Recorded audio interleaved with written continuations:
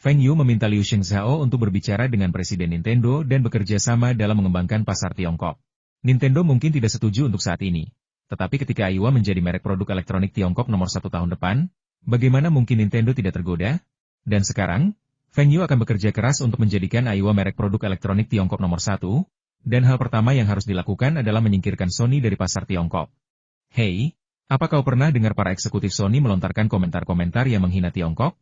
Sial, dia pikir itu sudah terjadi puluhan tahun yang lalu, bahkan puluhan tahun yang lalu, ketika Jepang menginvasi Tiongkok kita pasti sudah mengusir mereka dengan malu. Sekarang, mereka masih berani bersikap sombong. Ah, setan-setan Jepang itu sungguh hina. Haruskah kita protes?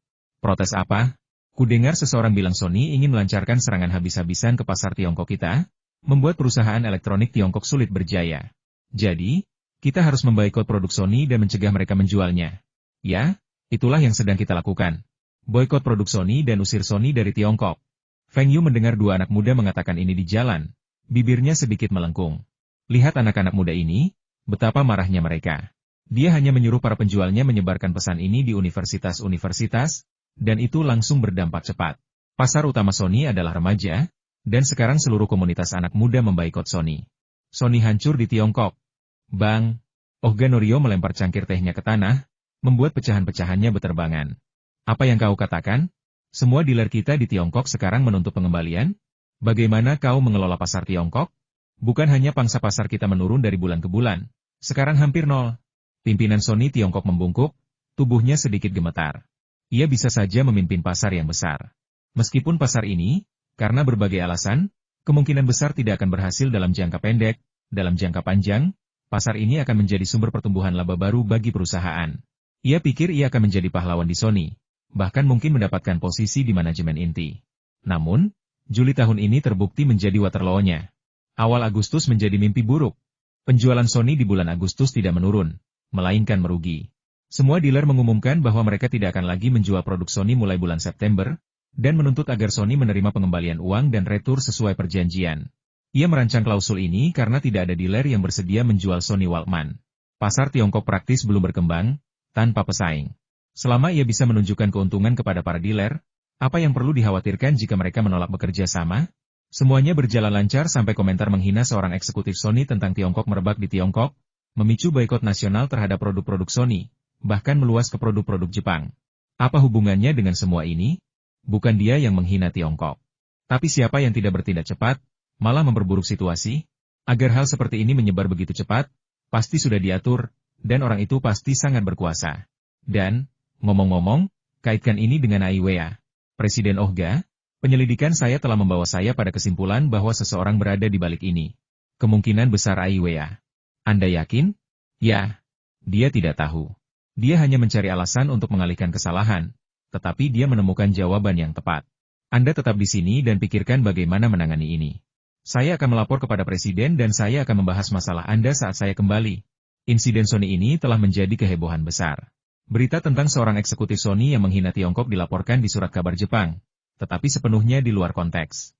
Kepala Departemen Pengembangan Produk mereka sama sekali tidak bermaksud seperti itu, tetapi penjelasan mereka disambut dengan ketidakpercayaan. Gelombang kritik ini menyebar begitu cepat, tidak hanya produk Sony yang diboikot di Tiongkok, tetapi seluruh merek Jepang pun diboikot. Yang lebih membuat frustrasi adalah panggilan dari Kementerian Luar Negeri, yang menuduh Sony telah memberikan dampak negatif pada citra Jepang.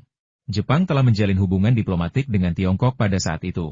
Meskipun bukan masa bulan madu, hubungan keduanya telah membaik secara signifikan. Namun, setelah skandal Sony terbongkar, Tiongkok mulai memboikot produk Jepang, sebuah pukulan telak bagi seluruh perekonomian Jepang. Mereka telah bekerja keras selama bertahun-tahun untuk mengembangkan pasar Tiongkok dalam upaya mencegah krisis ekonomi Jepang. Tepat ketika keadaan mulai membaik, Sony menghancurkan mereka. Presiden Sony menjelaskan bahwa rumor tersebut sama sekali tidak berdasar. Perusahaan mereka hanya mengklaim bahwa produk elektronik Tiongkok hanya tertinggal 12 tahun di belakang Sony, sebuah fakta. Mengenai klaim bahwa Tiongkok tidak akan pernah bisa mengejar Sony, apa yang salah dengan pernyataan itu? Kami di Sony hanya memiliki keyakinan itu. Keyakinan itu bagus, tetapi bukan kesombongan. Sony membayar harga yang mahal atas kesombongannya dan pernyataan tidak pantas dari sang eksekutif.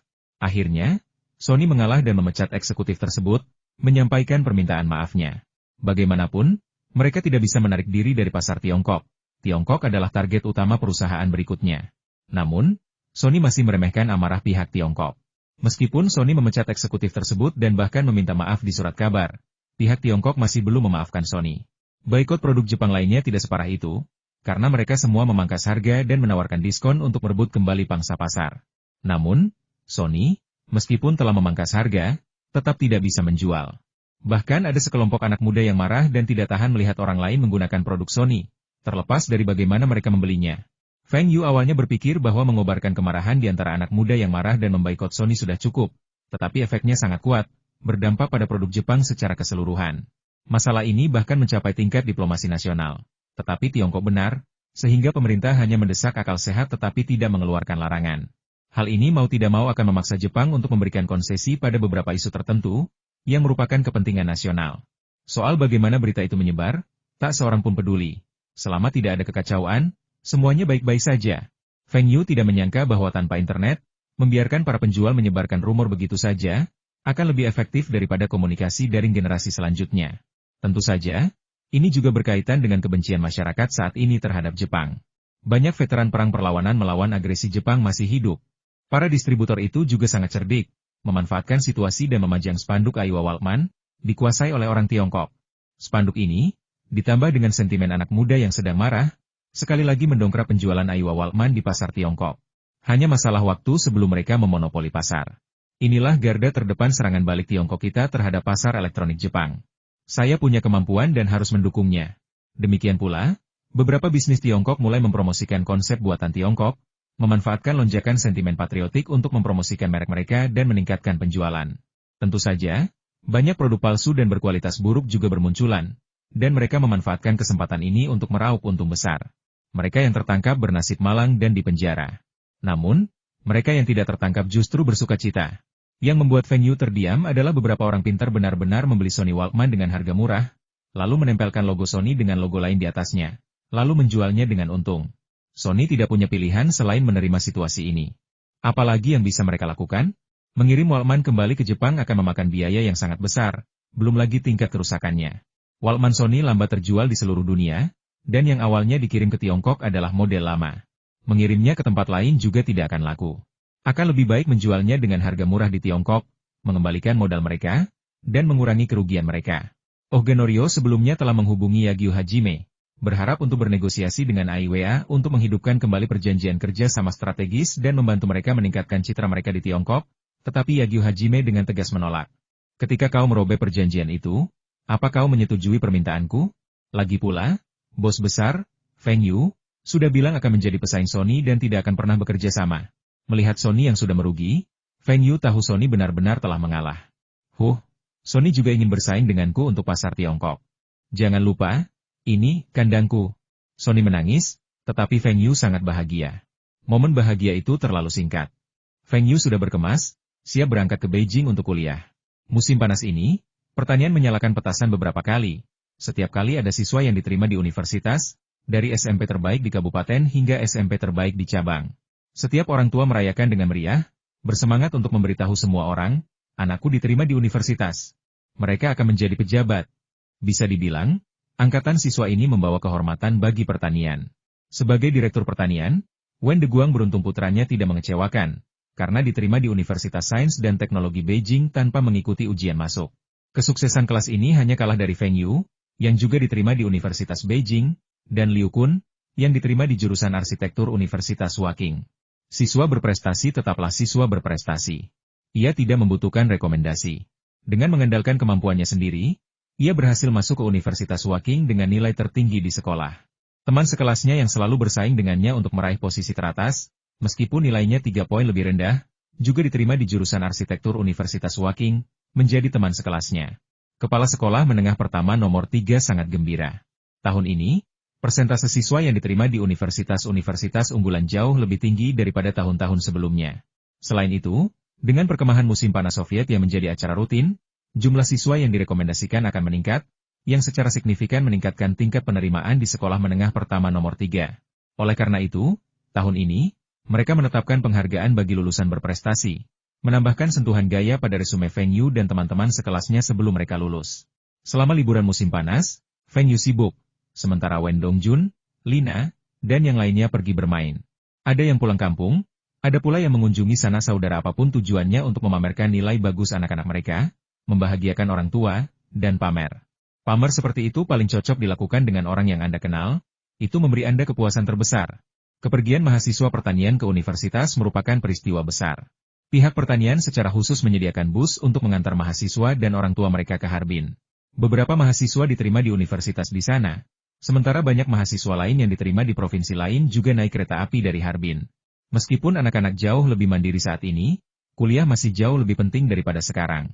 Oleh karena itu, banyak orang tua bahkan mengirim kedua orang tua mereka untuk mengantar anak-anak mereka ke universitas dan menjelajahi kota-kota lain di sepanjang perjalanan.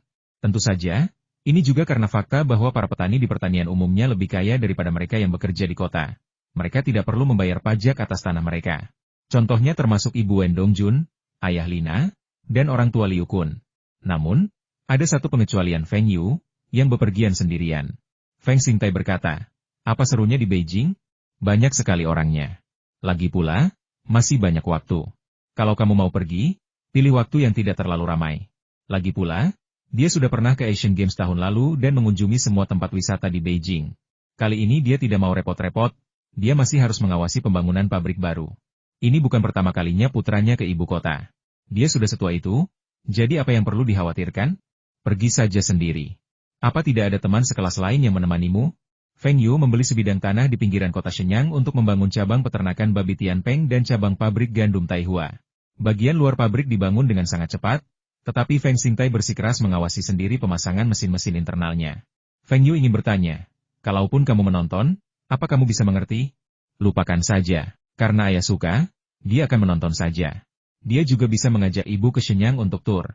Ada banyak tempat menyenangkan di Shenyang, dan kami harus berusaha keras untuk menumbuhkan kecintaan mereka pada perjalanan. Dongjun, ini tiket untukmu dan bibimu. Liu Kun, ini tiket untukmu, paman, dan bibimu.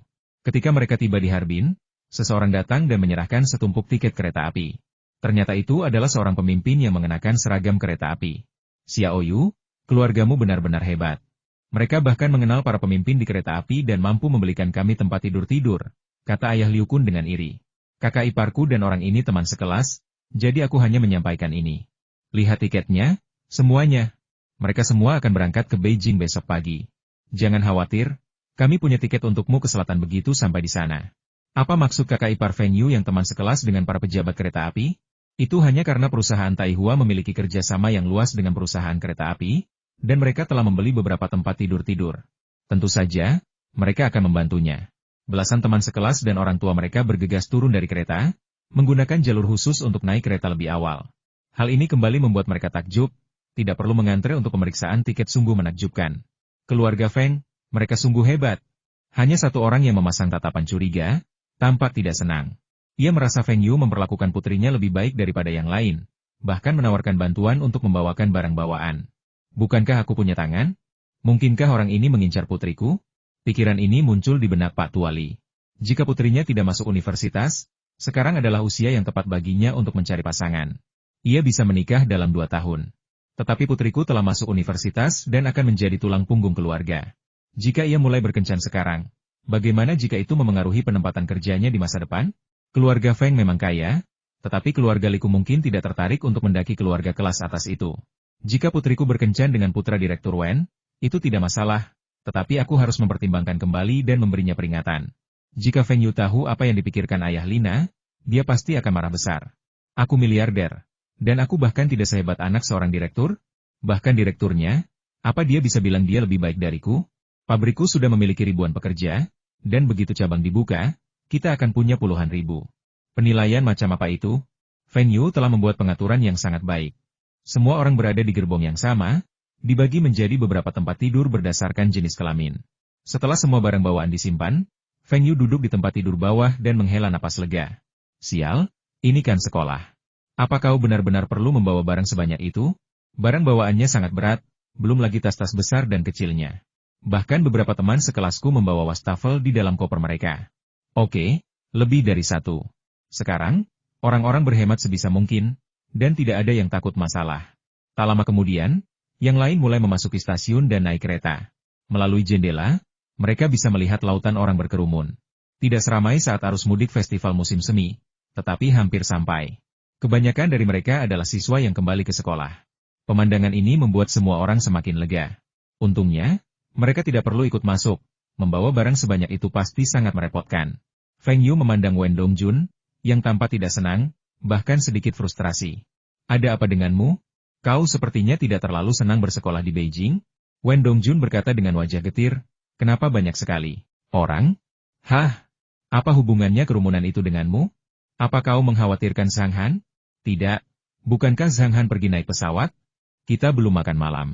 Dengan begitu banyak orang, gerbong kereta pasti penuh, kan? Bagaimana kalau gerbong makan tidak datang? Wen Dongjun tampak tertekan. Mata Feng Yu membelalak. Ya ampun, ekspresi patah hatimu tadi itu karena kamu khawatir? Sial, kamu cuma pecinta kuliner. Kamu baru makan malam lewat jam 3 sore. Dan kamu masih mikirin makan sekarang. Feng Yu ingin berteriak, Bibi, tolong awasi Wen Dongjun MU. Aku takut dia makan spray.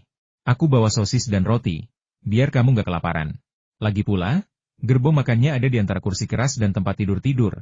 Jadi kotak makan siang pasti akan segera diantar. Ayo pergi.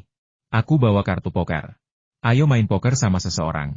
Mendengar kata senang, rasa frustrasi Wen Dongjun lenyap, dan ia langsung bersemangat. Ayo main dengan Liu Kun. Kita satu tim.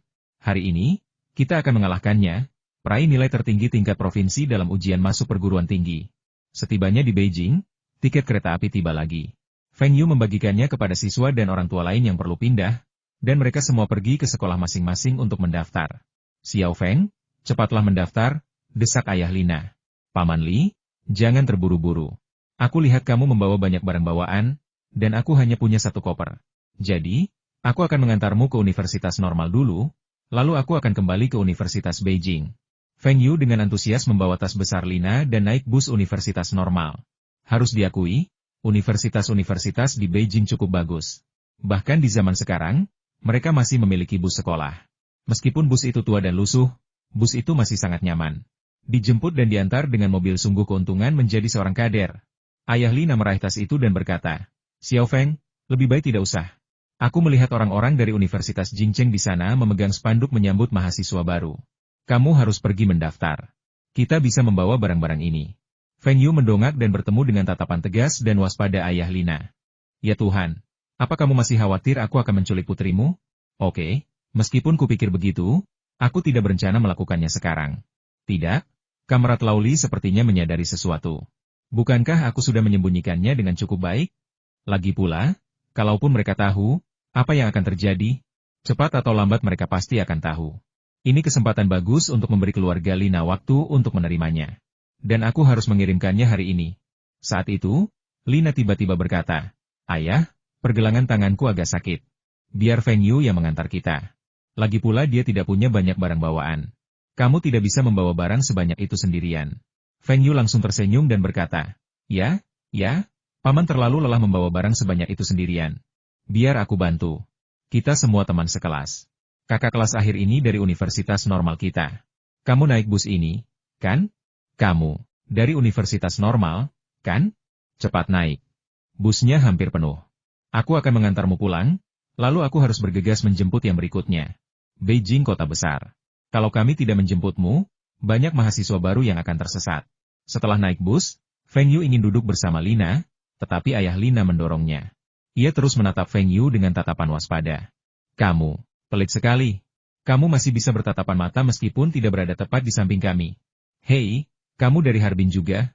Aku dari SMP nomor 6 dan aku diterima di jurusan bahasa Inggris, kata seorang gadis sambil menoleh ke Lina sambil tersenyum. Aku dari SMP nomor 3, juga jurusan bahasa Inggris. Kita bakal sekelas nanti, dan mungkin bahkan satu asrama. Mata Lina berbinar. Senang sekali kalau ada teman sekelas dari kota asal yang bisa saling menjaga. Itu kakakmu? Teman sekelas perempuan itu menunjuk Feng Yu. Lina melirik ayahnya sekilas dan berbisik. Bukan, dia teman sekelas SMP-ku dari Universitas Beijing. Dia lihat aku bawa banyak barang, jadi dia membantuku. Teman sekelasmu? Teman sekelas perempuan itu mengangguk sambil berpikir.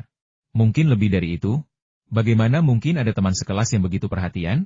Tapi teman sekelas laki-laki ini dari Universitas Beijing, dan dia mahasiswa yang sangat baik. Nana, kita akan segera berangkat. Duduklah dengan tenang, kata ayah Lina dengan nada kesal. Kau memperkenalkan Feng Yu kepada teman-teman sekelasmu, tapi kau bahkan tidak memperkenalkanku? Teman sekelas perempuan itu berhenti mengobrol setelah mendengar apa yang dikatakan ayah Lina. Busnya tidak melaju kencang. Meskipun jalanan di Beijing tidak sebagus di masa-masa selanjutnya, jumlah mobil juga tidak sebanyak di masa-masa selanjutnya. Terlihat banyak pesepeda di jalan. Setelah lebih dari 1 jam, bus tiba di kampus Universitas Normal. Mahasiswa dari Serikat Mahasiswa mengantar mereka untuk check-in, memeriksa tugas asrama, dan kemudian mengambil bagasi. Ayah Lina, melihat Feng Yu dengan bersemangat membawa bagasi, mencibir, "Feng kecil, bantu angkat 2 tas ini juga. Lututku agak sakit. Tidak mau kerja? Aku akan kelelahan." "Hei, Paman, kalau begitu Paman istirahat dulu. Awasi barang-barangku sementara aku mengangkatnya beberapa kali." Feng Yu bergegas naik ke atas, mengantarkan 2 tas ke asrama Lina, lalu berlari kecil ke bawah untuk mulai berkemas lagi. Saat itu, bagasi universitas sangat banyak spray, selimut, dan kasur, serta wastafel, handuk, tempat sikat gigi, dan banyak lagi semuanya gratis. Mereka yang membawa wastafel jelas-jelas berlebihan. Di tahun-tahun mendatang, barang-barang ini akan menjadi sumber pendapatan sekolah. Harganya 100 yuan, dan aku akan menjualnya padamu setidaknya 500. Dan kau tidak bisa menolaknya? Apa kau membelinya dari tempat lain? Tidak, bahkan barang-barang rumahan pun tidak. Setelah beberapa kali bolak-balik, dahi Feng Yu dan bahkan kemeja lengan pendeknya basah kuyup oleh keringat. Tepat ketika Lina hendak menawarkan handuk untuk menyeka keringatnya, ayahnya masuk. Ia menyambar handuk itu dan menyeka keringat yang sebenarnya tidak ada di dahinya. Feng Yu dengan canggung menarik tangannya dan terkekeh. "Baiklah, aku akan membantumu membersihkan." Ayah Lina menghentikan Feng Yu lagi. "Feng kecil, tidak apa-apa. Terima kasih atas kerja kerasmu. Kau harus kembali melapor. Cepat dan tunggu bus di pintu. Kau bisa ikut aku kembali ke stasiun kereta." "Sial, kau mengusirku sekarang? Aku sibuk seharian dan bahkan belum menyeka keringat di wajahku, dan kau bahkan tidak mengizinkanku istirahat?"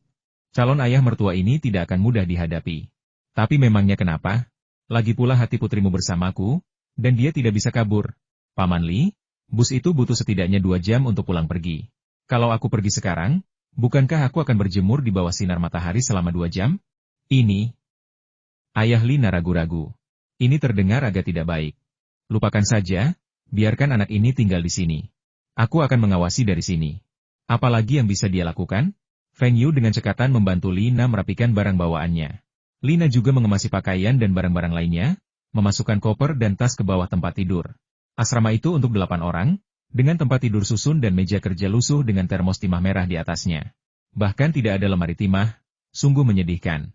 Di masa depan, universitas yang lebih baik hanya akan memiliki ranjang atas, dengan lemari pakaian, rak buku, dan meja di bawahnya. Yang lebih baik lagi akan memiliki kamar mandi dan pancuran. Baiklah, saya akan membeli 2 kotak dan mengirimkannya nanti agar mereka bisa menyimpan barang dengan lebih nyaman. Saya tidak tahu apakah asrama universitas boleh direnovasi akhir-akhir ini, tetapi Feng Yu ingin melakukan sesuatu dengan tempat tinggal Lina. Setidaknya pasang rak buku di dinding. Seharusnya ada tangga keranjang atas, kan? Dan pegangan tangan di samping tempat tidur. Bagaimana kalau jatuh? Spray yang mereka sediakan terlalu tipis. Saya akan membeli kasur busa dan mengganti selimutnya dengan busa ruang termahal saat ini. Nah, kita perlu membeli kelambu. Pasti banyak nyamuk di asrama ini di malam hari. Asrama hanya menyediakan 1 termos, yang terlalu sedikit. Saya akan membeli 10 atau 8 termos dan mengirimkannya nanti. Akan praktis untuk air panas. Saya harus menjaga pasangan saya dengan baik. Baiklah, aku juga harus mengajak siswa lain di asrama untuk makan bersama saat aku punya waktu untuk mempererat hubungan. Aku tidak bisa membiarkan Lina diganggu di sini. Ayah Lina melihat Feng Yu menatap tempat tidur putrinya, dan ia merasa semakin tidak senang. Apa yang ingin dilakukan anak ini? Apakah dia akan mencoba naik ke sana? Dia perlu diperingatkan. "Nana, apa kau ingat apa yang dikatakan murid di mobil ketika mereka membawa kita ke sini? Asrama memiliki listrik terbatas. Matikan lampu dan tidurlah di malam hari. Tidak ada lilin. Dan hati-hati dengan kebakaran. Selain itu, ada pencuri yang menyelinap ke sekolah sepanjang waktu. Simpan uangmu dengan aman agar tidak dicuri. Yang terpenting, ada anak-anak muda dari dunia bawah yang menyelinap masuk, berpura-pura berasal dari kampung halaman yang sama. Kau harus benar-benar menghindari mereka," katanya sambil melirik Feng Yu. "Feng Yu. Astaga, Paman Li, apa maksudmu? Apa kau mencoba mengajari Lina untuk selalu berhati-hati terhadap kebakaran dan pencurian, dan juga terhadapku?" Feng Yu akhirnya pergi dengan frustrasi. Sebelum pergi, ia menunjuk pagar di pinggangnya. Setibanya di Beijing, Feng Yu sudah menyiapkan pagar Beijing model terbaru dari Hanxian. Biaya roamingnya sangat mahal. Tentu saja, Feng Yu tidak naik bus sekolah kembali ke stasiun kereta. Sebaliknya, ia memanggil taksi. Permisi, Universitas Ibu Kota. Sopirnya tidak menyetir. Meskipun universitas normal tidak jauh dari Universitas Ibu Kota, jaraknya masih lebih dari 10 kilometer. Ongkosnya tidak murah. Bagaimana mungkin seorang mahasiswa mampu membelinya? Universitas Ibu Kota penuh dengan mahasiswa miskin. Ia menyerahkan 2 lembar uang kertas besar tidak perlu kembalian. Sopir itu segera pergi. Sepertinya ia bertemu klien kaya. Kesepakatan macam apa ini? Aku bekerja keras, menyetir taksi selama lebih dari 10 jam sehari, hanya untuk mendapatkan upah yang pas-pasan. Orang ini tidak menghasilkan sepeser pun dan menghabiskan uang dengan boros. Aku penasaran apa yang dilakukan orang tuanya untuk membesarkannya. Tapi alangkah baiknya jika ada lebih banyak pelanggan seperti ini dalam sehari. Permisi, bisakah aku membeli rumah di dekat Universitas Normal atau Universitas Ibu Kota? Setelah melihat asrama-asrama di Universitas Normal, Feng Yu sudah bisa menebak seperti apa asrama-asrama di Universitas Ibu Kota. Dengan kondisi di negara saat itu, asrama-asrama itu pasti sudah tua dan lusuh, dengan pintu dan jendela kayu. Lagi pula, begitu kuliah, dia berencana mencuci otak Lina agar bisa membantunya mandi. Pergi ke hotel untuk pertama kalinya terlalu merepotkan. Memiliki rumah pasti akan membuat segalanya jauh lebih mudah. Saat kita kembali untuk tahun baru Imlek, jika Kamratli tahu masalahnya sudah selesai, dia pasti bingung bagaimana cara menolaknya. Lagi pula, kuliah di universitas tidak terlalu membebani, jauh lebih mudah daripada SMA. Kampus-kampus di Beijing tidak sebesar di masa depan. Dan dengan sepeda motor, dia tidak akan pernah terlambat ke kampus. Pengemudinya hampir menginjak rem mendadak. Apa? Anak ini ingin membeli rumah? Apa orang luar ini berpikir rumah di Beijing semurah di kampung halamannya? Lagi pula, perumahan komersial baru beberapa tahun diterapkan. Siapa yang akan menjual rumah kepadamu? Aku tidak yakin. Tanya orang lain saja. Aduh, Feng Yu mendesah. Di masa depan, agen properti ada di mana-mana. Jadi mengapa sekarang tidak ada? Biarkan dia mencari rumah sendiri. Kemana dia akan pergi? Agen properti di Beijing juga tidak bisa diandalkan. Meskipun rumah yang mereka temukan berada di lokasi yang bagus, lokasinya terlalu jauh dari kampus sehingga praktis. Sesampainya di kampus, Feng Yu, dengan bantuan para mahasiswa yang menyambutnya, mengumpulkan barang-barangnya dan bersusah payah membawanya ke atas. Seluruh tenaganya terkuras di Universitas Normal. Untungnya, kopernya sendiri tidak berat, jadi ia bisa membeli apapun yang dibutuhkannya. Meskipun kampus tidak seramai dan seramai kampus-kampus universitas setelahnya, masih ada cukup banyak pedagang di gerbang, dan banyak orang pintar yang memahami peluang bisnis. Halo, teman-teman sekelas. Saya Feng Yu dari jurusan manajemen, dan saya dari Harbin. Kalian akhirnya di sini. Kita sekelas, dan semua orang sudah menunggu kalian. Dia juga dari Harbin. Bukankah kalian naik bus yang sama? Seorang pria berusia awal 20-an menunjuk ke arah teman sekelas yang tampak malu-malu di sebelahnya. Kamu juga dari Harbin. Itu pasti Wang Lei dari SMP nomor 6, dan aku dari SMP nomor 3. Hanya ada beberapa orang dari Harbin yang diterima di Universitas Capital, dan hanya satu orang di jurusannya. Feng Yu sudah bertanya sebelumnya, berharap bisa mendapatkan pekerjaan di perusahaannya. Wang Lei berdiri dan mengulurkan tangannya dengan kaku. Halo, aku kenal kamu. Kamu diterima di Universitas Beijing tanpa mengikuti ujian masuk, sama seperti Liong dari asrama kita. Berita tentang diterimanya Feng Yu di Universitas Beijing tanpa mengikuti ujian masuk menyebar dengan cepat di antara para lulusan Harbin, terutama karena para guru menggunakan Feng Yu sebagai contoh untuk memprovokasi mereka. Semua orang memperkenalkan diri satu persatu, dan menyebutkan usia mereka. Pria berusia 20-an itu berdiri dan bertepuk tangan. Aku yang tertua di asrama kita, dan aku juga dari Beijing. Jika kamu punya pertanyaan mulai sekarang, kamu bisa bertanya padaku, dan aku berjanji akan membantumu. Feng Yu melirik calon bosnya. Di usianya, ia jelas seorang siswa les privat yang telah mengikuti ujian beberapa kali untuk masuk. Ia bermain sebagai orang penting. Namun, pria ini memang memiliki keterampilan berorganisasi. Mungkin karena ini adalah Beijing, kampung halamannya. Karena Anda bilang Anda bisa datang kepada saya untuk apapun, itu sempurna. Saya punya sesuatu untuk ditanyakan kepada Anda sekarang, dan saya ingin tahu apakah Anda dapat membantu saya. Tianlei, apakah Anda mengenal daerah di sekitar Universitas Beijing? Apakah Anda tahu di mana saya bisa membeli rumah? Sekilas raut terkejut terpancar di wajah Tianlei. Anda ingin membeli rumah? Untuk apa Anda membeli rumah? Asrama kami memiliki manajemen yang ketat. Begadang akan dikenakan denda. Feng Yu, meskipun masih muda, tampak berkecukupan, terutama dengan pagar yang tergantung di pinggangnya, yang tampaknya merupakan model terbaru. Tetapi Tianlei tidak pernah membayangkan keluarga Feng Yu begitu kaya. Apakah mereka harus membeli rumah hanya agar anak mereka bisa kuliah di Beijing? Bagaimana jika dia tidak bisa tinggal di Beijing dan harus kembali ke kampung halamannya untuk bekerja? Dan rumahnya tidak bisa dijual? Tentu saja aku punya banyak barang. Dan aku malas dan tidak terbiasa bersih-bersih. Asrama pasti tidak muat. Jangan khawatir, aku hanya akan pergi di akhir pekan. Aku tinggal di kampus pada hari kerja. Dia juga harus mengurus bisnisnya, dan rumah yang bisa berfungsi ganda sebagai kantor akan jauh lebih nyaman. Lagi pula, bisakah dia membawa Lina ke sini? Atau lebih tepatnya, itulah tujuan utamanya. Yah, aku tahu ada rumah baru yang dibangun di Simen dalam 2 tahun terakhir, tapi aku tidak yakin apakah itu tersedia. Aku akan bertanya-tanya untuk kalian. Latihan militer baru dimulai lusa. Aku akan bertanya-tanya besok dan memberimu jawaban besok malam. Hah, begitu percaya diri, dia bisa mengetahuinya besok. Sepertinya keluarga Tian Lei cukup mengesankan. Terima kasih banyak semuanya. Kalian bilang kalian semua menungguku. Apakah ada kegiatan? Kita semua akan jadi teman sekelas mulai sekarang. Dan kita akan menjalani 4 tahun kuliah bersama. Jadi kita berencana untuk pergi makan malam dan minum-minum hari ini untuk mempererat hubungan.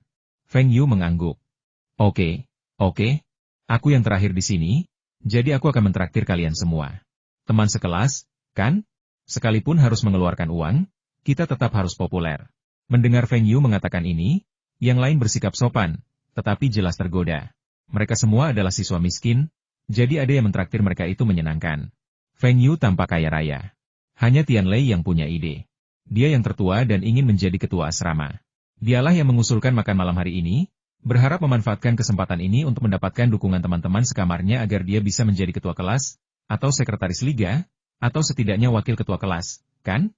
Tapi jika Feng Yu mentraktir mereka hari ini, dan Feng Yu kemudian menyebutkan keinginannya untuk menjadi ketua kelas, apa yang akan terjadi padanya? Feng Yu membaca pikiran Tian Lei dan berkata sambil tersenyum, kurasa Tian Lei yang tertua dan anak lokal, jadi biarkan dia jadi pengawas asrama. Ngomong-ngomong, Tian Lei, kamu mau jadi ketua kelas? Apapun pilihanmu, kami akan memilihmu. Tian Lei sangat gembira. Apakah maksud Feng Yu dia tidak berniat menjadi ketua kelas? Benar. Keluarga Feng Yu kaya. Mungkin dia bahkan tidak membutuhkan gelar ketua kelas. Dengan kata-kata Feng Yu, dia tidak perlu memikirkan bagaimana memulainya. Bagaimana mungkin aku begitu malu? Bagaimana mungkin aku begitu malu? Jika aku menjadi ketua kelas, kamu bisa datang kepadaku jika kamu punya masalah. Jika aku tidak mengurusnya untukmu, kamu bisa dipukuli atau dimarahi. Dia berkata dia malu, tetapi dia menyatakan niatnya untuk menjadi ketua kelas. Oke, ayo pergi. Ayo makan dan ngobrol. Sudah terlambat untuk pergi. Siapapun yang ingin menjadi ketua kelas bisa menjadi ketua kelas. Feng Yu memang tidak ingin menjadi ketua kelas. Dia tidak berencana untuk bergabung dengan kelompok manapun, seperti serikat mahasiswa. Alasannya sederhana, dia tidak punya waktu. Badi datang ke sini untuk belajar manajemen, mencari bakat manajemen, dan mewujudkan impian orang tuanya. Kalian semua menginginkan pekerjaan dan prospek yang lebih baik di masa depan. Aku memberimu kesempatan bagus ini. Hidupku ditakdirkan untuk berbeda darimu. Setelah mendaftar, pelatihan militer yang paling menyiksa pun dimulai. Mungkin bagi seseorang yang energik seperti Wen Dongjun, itu bukan masalah besar, atau bahkan cukup menyenangkan. Tapi bagi Feng Yu, apa gunanya terus-menerus belajar belok kiri dan kanan? Untuk cepat mengenal teman-teman sekelasnya dan berbaur dengan kelompoknya, Feng Yu merasa akan lebih efektif untuk mentraktir mereka makan beberapa kali, atau bermain basket, sepak bola, atau olahraga dan kegiatan rekreasi lainnya. Pelatihan militer ini terlalu membosankan. Sepertinya kita perlu mengambil tindakan drastis. Guru, saya menderita tendonitis Achilles dan mungkin tidak dapat berpartisipasi dalam pelatihan militer. Feng Yu menyerahkan surat permohonan cuti, beserta rekam medis yang diperolehnya seharga 100 yuan. Bahkan jika kami tidak berada di Harbin, mendapatkan surat cuti sakit akan sangat mudah. Zaman sekarang, uang membuat segalanya lebih mudah. Guru itu mengamati Feng Yu dari atas ke bawah. Tendonitis Achilles? Kenapa aku melihatmu bermain sepak bola dengan teman-teman sekelasmu tadi malam? Tendonitis Achilles, apa kau bisa bermain sepak bola? Bodoh, apa kau salah memeriksa? Rumah sakit bisa dengan mudah salah mendiagnosis. Nada dan ekspresi guru itu jelas menyiratkan sebaiknya kau tarik kembali surat sakit palsu ini. Jangan paksa aku untuk mengeksposmu. Sial, seharusnya aku tidak pergi bermain sepak bola kemarin. Bagaimana guru itu bisa melihatku? Apa yang harus kulakukan? Masih ada waktu sebulan lagi, dan Feng Yu benar-benar tidak tahan lagi. Kali ini, dia bisa mengurus urusannya. Dalam pandangannya, masa depan adalah era damai. Setidaknya sebelum kelahirannya kembali, Tiongkok tidak pernah berperang. Apa gunanya pelatihan militer? Bahkan jika perang benar-benar pecah nanti, itu bukan gilirannya. Tiongkok memiliki terlalu banyak tentara. Kalau tidak akan ada pengurangan militer besar-besaran di generasi mendatang. Jika perang benar-benar pecah, apa gunanya tentara biasa? Senjata canggih adalah kunci kemenangan. Terus terang saja, perang itu soal uang. Lagi pula, metode latihan militer ini sama sekali tidak ilmiah dan akan memengaruhi perkembangan fisik. Dia masih berencana untuk tumbuh sedikit lebih tinggi. Nah, Bu Guru, ku dengar stadion sekolah kita agak rusak.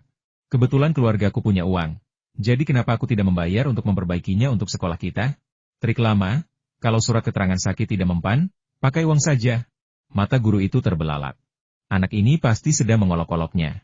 Stadion, apa bisa diperbaiki dengan beberapa ribu dolar? Renovasi sederhana saja bisa menghabiskan biaya setidaknya ratusan ribu. Kalau mau lebih bagus, biayanya bisa jutaan, bahkan puluhan juta. Keluargamu kaya? Apa orang tuamu mau memberimu uang sebanyak itu? Banyak siswa yang ingin menghindari latihan militer. Dia sudah menjadi guru selama beberapa tahun. Dan ini bukan pertama kalinya Feng Yu melihat orang-orang seperti itu. Tapi trik ini sudah terlalu kuno. Sama seperti ketika Feng Yu mengatakan dia menderita tendonitis Achilles tadi, dia langsung tertipu.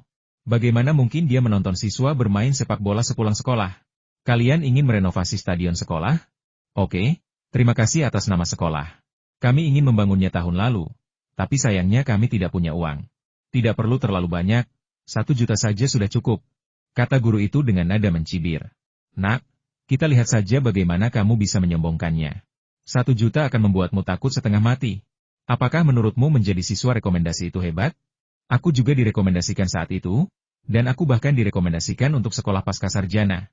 Tidak masalah, guru, aku akan segera bersiap, jadi aku mungkin tidak bisa mengikuti pelatihan militer akhir-akhir ini. Feng Yu sangat gembira dan langsung setuju. Lalu mengajukan persyaratannya sendiri. Ngomong-ngomong, dia juga akan bersekolah di sekolah ini di masa depan. Membangun stadion yang lebih baik akan berguna baginya, dan itu akan membuat bermain sepak bola lebih menyenangkan, bukan? Dalam 2 tahun, kita bisa membangun gedung olahraga, dan kita harus mendapatkan hak penamaan. Bagaimana mungkin kita tidak membiarkan orang mengingat kebaikan kita? Dengan cara ini, mahasiswa Universitas Jingcheng tidak akan pernah melupakan perusahaan Taihua lagi. Dan mereka juga dapat memainkan kartu emosional dalam rekrutmen di masa mendatang. Sudah kubilang kau gendut, dan kau terengah-engah. Bukan masalah, 1 juta? Pernahkah kau melihat seperti apa 1 juta itu? Tahukah kau berapa penghasilan seorang profesor di universitas kita dalam setahun? Sebagai mahasiswa Universitas Jingcheng, selain moto, kau juga harus ingat untuk jujur. Jangan melebih-lebihkan atau membuat klaim palsu. Seru dosen itu. Mahasiswa ini benar-benar sumber kekhawatiran. Jika ia tidak melihat resume mereka, menunjukkan kemampuan bahasa Inggris dan Rusia yang sangat baik, dan kinerja terbaik mereka saat wawancara, ia pasti akan mengambil tindakan serius. Akankah ia masih bisa menggunakan taktik licik ini ketika ditugaskan ke perusahaan? Bagaimana mungkin masa depan negara kita berada di tangan orang seperti itu? Guru, sebagai mahasiswa Universitas Jingcheng, bagaimana mungkin saya tidak tahu ini? Saya bahkan bisa mendapatkan 1 juta. Guru, dengarkan saya. Lihat. Kipas angin listrik merek Feng Yu di kantor Anda membelinya 2 tahun yang lalu, kan? Tahun lalu, Feng Yu memperkenalkan kipas angin tanpa bilah, dan model lama ini sudah dihentikan produksinya. Peralatan Feng Yu ini milik saya. Feng Yu menunjuk hidungnya. Peralatan merek Feng Yu, apakah itu milik Anda? Guru itu terkejut, bergumam pelan, Feng Yu, mungkinkah itu benar? Peralatan merek Feng Yu saat ini merupakan peralatan paling terkenal di Tiongkok. Pelembab udara dan kipas angin tanpa bilahnya konon diekspor ke Eropa dan Amerika Serikat untuk menghasilkan devisa, dan mereka sangat terkenal di sana. Jika Feng Yu tidak berbohong tentang ini, dia benar-benar bisa mendapatkan 1 juta. Pak Guru, moto sekolah kita mengandung kata, sains, dan produk kita merupakan perwujudan sains dan teknologi. Ngomong-ngomong, Pak Guru, saya juga ingin menyumbang ke Departemen Bioteknologi sekolah kita untuk menyediakan sejumlah dana agar para profesor bisa melakukan penelitian. Kita bisa bahas detailnya nanti. Mulut Pak Guru ternganga lebar. Feng Yu ini juga menyumbang dana penelitian? Mahasiswa macam apa yang datang ke departemen kita? Mahasiswa seperti ini mungkin tidak terlalu peduli dengan ijazah atau tugas. Bagaimana mungkin dia mudah diatur? Tapi ini bisa menjadi prestasi yang luar biasa.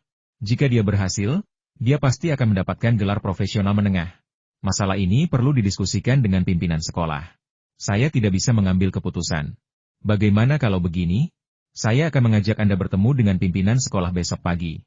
Soal latihan militer, kita bisa bicarakan nanti. Keesokan harinya, siswa lain masih menjalani latihan militer, tetapi Feng Yu dipanggil oleh Pak Guru. Sesampainya di kantor kepala sekolah, Feng Yu kembali menyatakan tujuannya. Namun, kali ini syaratnya tidak sesederhana itu. Ia bisa menyumbang untuk membangun stadion, tetapi ia harus memberikan hak penamaan stadion tersebut.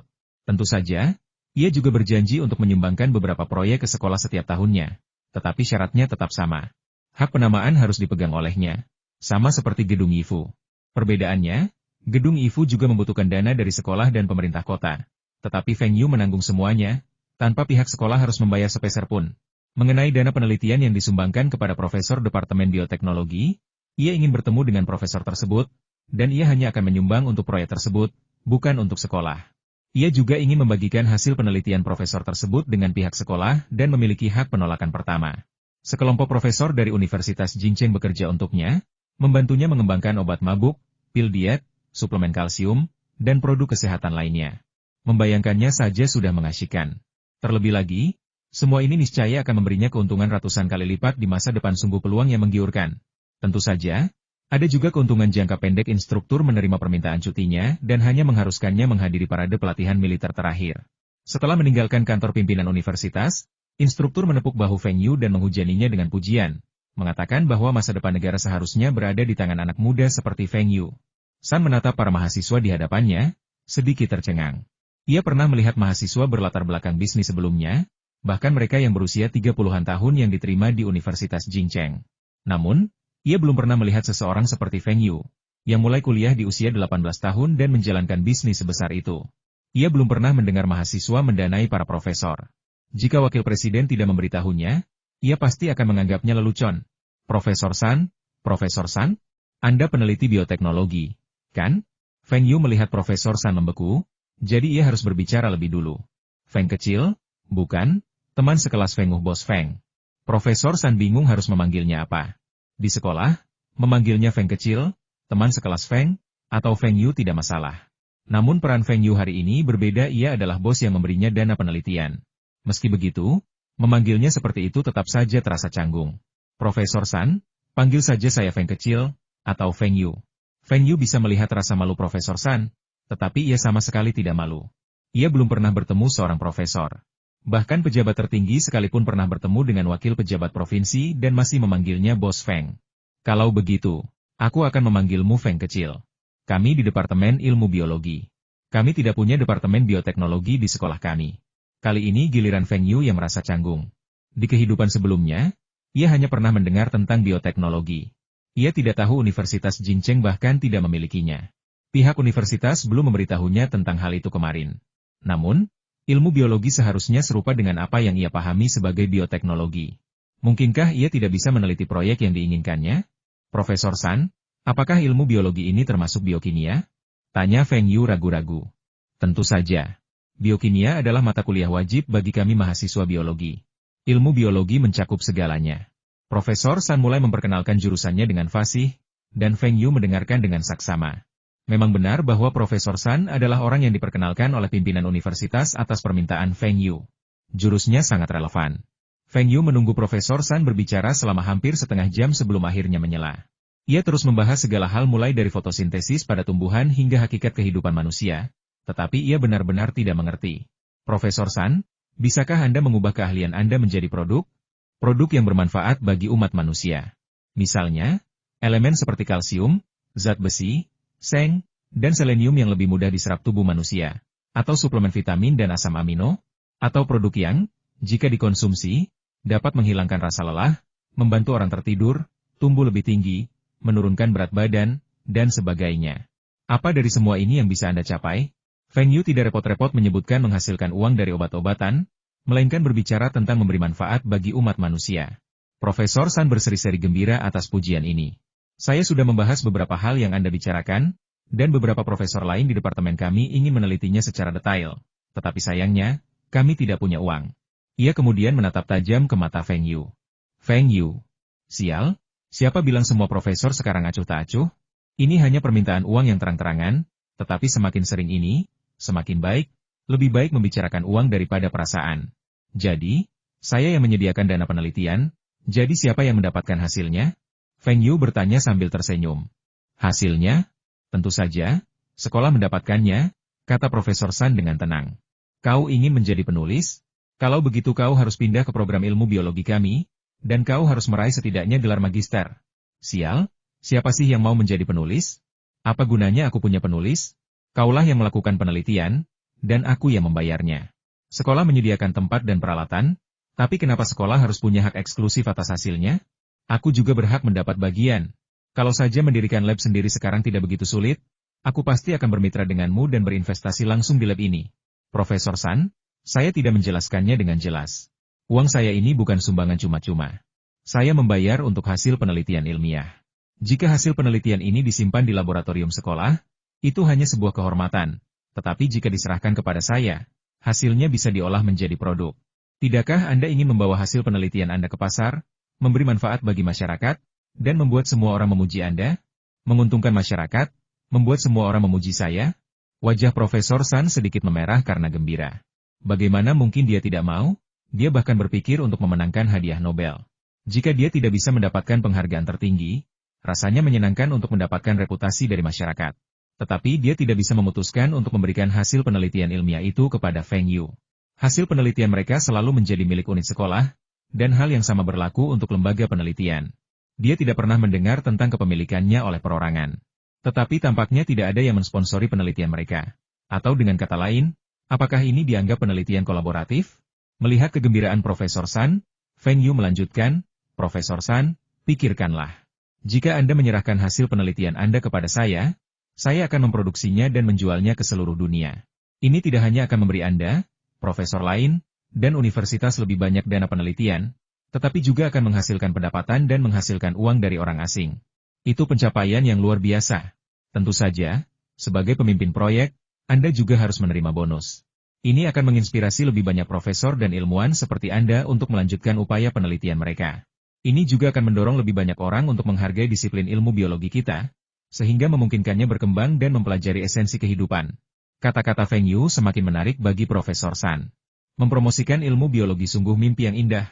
Tetapi bisakah proyek-proyek ini benar-benar menghasilkan uang? Suplemen kalsium, suplemen vitamin, alat bantu tidur, pereda kelelahan, dan produk yang membantu orang tumbuh lebih tinggi atau menurunkan berat badan bahkan jika dikembangkan. Akankah ada yang membelinya? Tentu saja. Perekonomian negara kita sedang booming sekarang. Kamu punya cucu, kan? Tidakkah kamu ingin mereka lebih tinggi? Lagi pula, aku lihat kamu sedang tidak bersemangat dan mudah lelah, kan? Kalau ada minuman pereda lelah atau sesuatu yang bisa membantumu tidur, maukah kamu mencobanya? Sekalipun tidak ada orang di negara kita yang meminumnya, orang asing sekarang menginginkannya. Ini pasti menguntungkan. Feng Yu tidak serakah. Jika satu saja ide ini berhasil, setidaknya akan memberinya keuntungan ratusan juta. Jika 2 atau 3 berhasil, keuntungannya akan lebih tinggi lagi. Ada juga hal-hal yang sudah ditemukan, tetapi orang-orang belum tahu cara menggunakannya. Misalnya, L-carnitin, yang ditemukan di hampir setiap obat penurun berat badan generasi selanjutnya, saat ini digunakan sebagai suplemen nutrisi, terutama ditambahkan ke susu bubuk bayi. Sekalipun para profesor ini tidak tahu apa-apa, Feng Yu bersedia memberi mereka jutaan dolar jika mereka bisa membantunya menemukan cara menambahkan L-carnitin.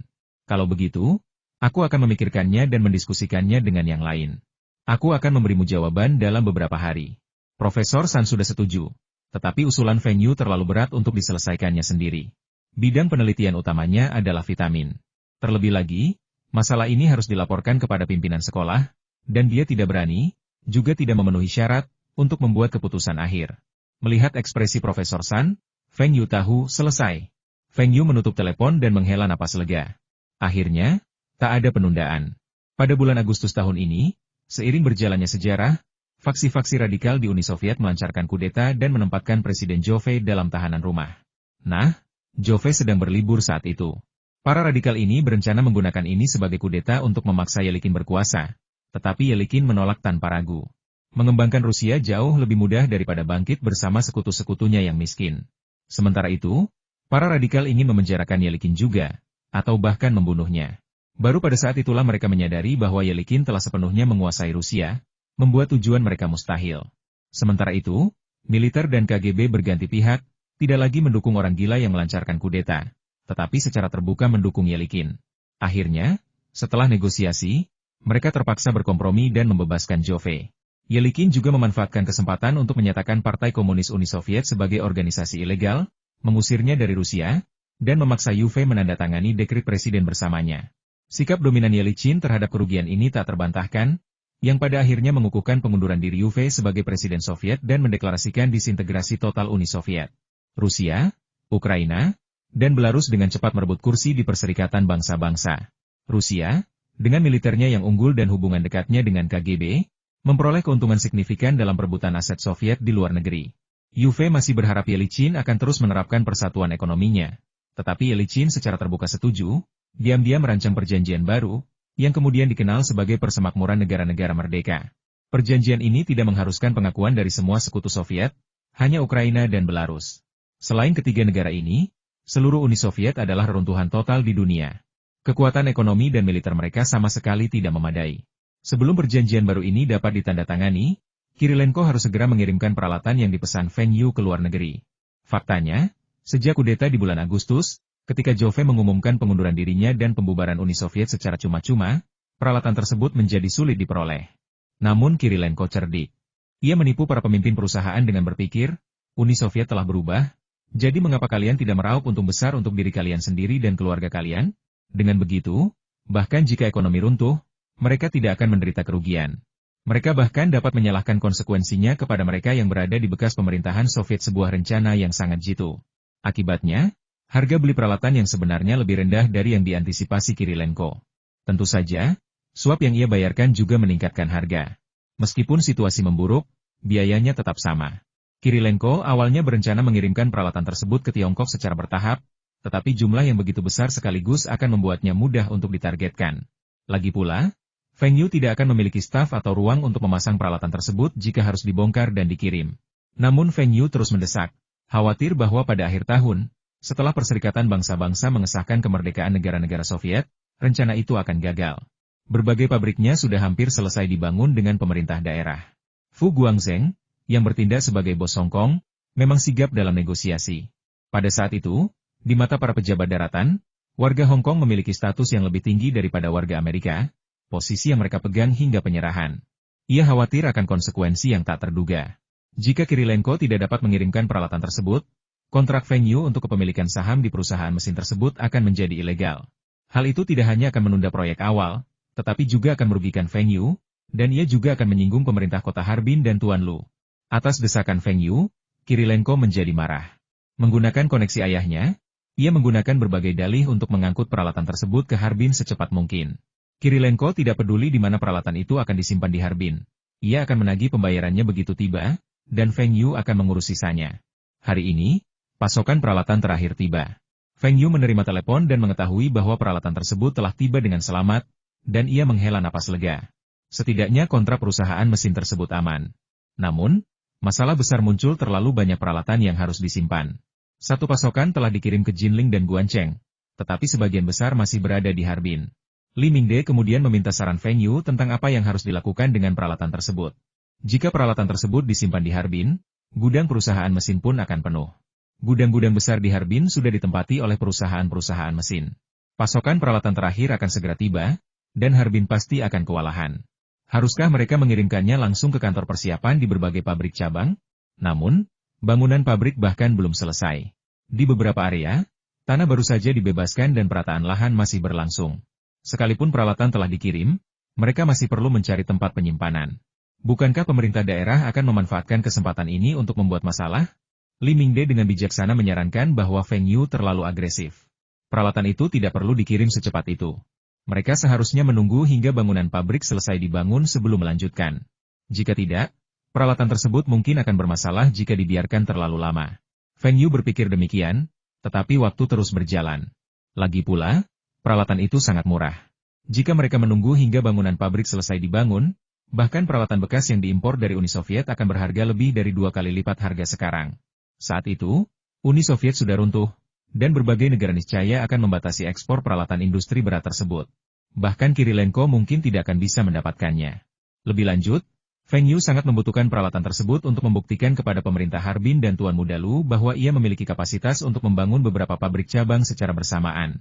Setelah peralatan tersebut dikirim, Feng Yu menghubungi Fu Guangzheng untuk membahas apakah pengiriman peralatan ke kantor persiapan berbagai pabrik cabang akan memengaruhi negosiasi Fu Guangzheng dengan pemerintah setempat. Lagi pula, meskipun tanah telah diamankan, bukan berarti pembangunan pabrik cabang telah sepenuhnya selesai. Dengan investasi sebesar itu yang melibatkan aset ratusan juta yuan, pemerintah daerah juga ingin memaksimalkan keuntungannya, dan banyak persyaratan detail masih dinegosiasikan secara perlahan. Mendengar hal ini, Fu Guangzheng merasa sedikit pusing. Pengiriman peralatan ke kantor persiapan berarti investasi tak terelakkan, dan taktik divestasi tak lagi efektif. Untuk saat ini, mungkin satu-satunya solusi adalah memanfaatkan pengiriman peralatan lebih awal sebagai investasi modal dan segera menandatangani kontrak dengan pemerintah daerah. Meskipun biayanya mungkin lebih mahal, risiko keseluruhannya akan jauh lebih rendah. Feng Yu mengangguk setuju, memberitahu Fu Guangzheng untuk tidak takut mengeluarkan uang.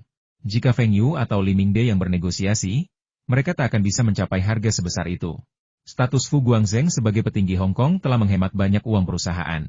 Perusahaan mesin kemudian memulai transfer peralatan yang gencar.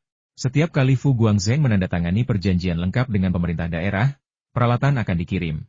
Feng Yu tidak keberatan bahkan jika peralatan yang kurang penting rusak atau bahkan dibuang, karena ia masih bisa membelinya di dalam negeri. Selama peralatan inti masih utuh, Feng Yu akan baik-baik saja. Peralatan yang kurang penting bisa saja berkarat dan dijual sebagai besi tua, yang akan menjadi kesepakatan yang bagus untuk Feng Yu.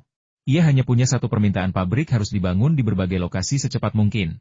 Berbagai cabang perusahaan mesin sedang dibangun dengan kecepatan penuh, dan Feng Yu akhirnya mendapatkan dana untuk penelitian oleh para profesor di Departemen Ilmu Biologi di Universitas Jingcheng. Pada akhirnya, sekolah membuat kompromi. Hasil penelitian menjadi milik sekolah, dan hak cipta dimiliki oleh para peneliti, yaitu para profesor. Feng Yu memiliki hak untuk menggunakannya secara gratis, atau membayar hak eksklusif. Tentu saja, Universitas Jingcheng juga dapat menggunakannya untuk dirinya sendiri. Feng Yu sangat senang. Penggunaan gratis adalah tawaran yang fantastis. Jika perusahaan lain ikut bersaing, Feng Yu tidak hanya bisa menekan mereka di pasar, tetapi ia juga bisa meningkatkan hak penggunaan eksklusif dengan biaya yang terjangkau. Dari sudut pandang manapun, Feng Yu merasa itu adalah tawaran yang luar biasa.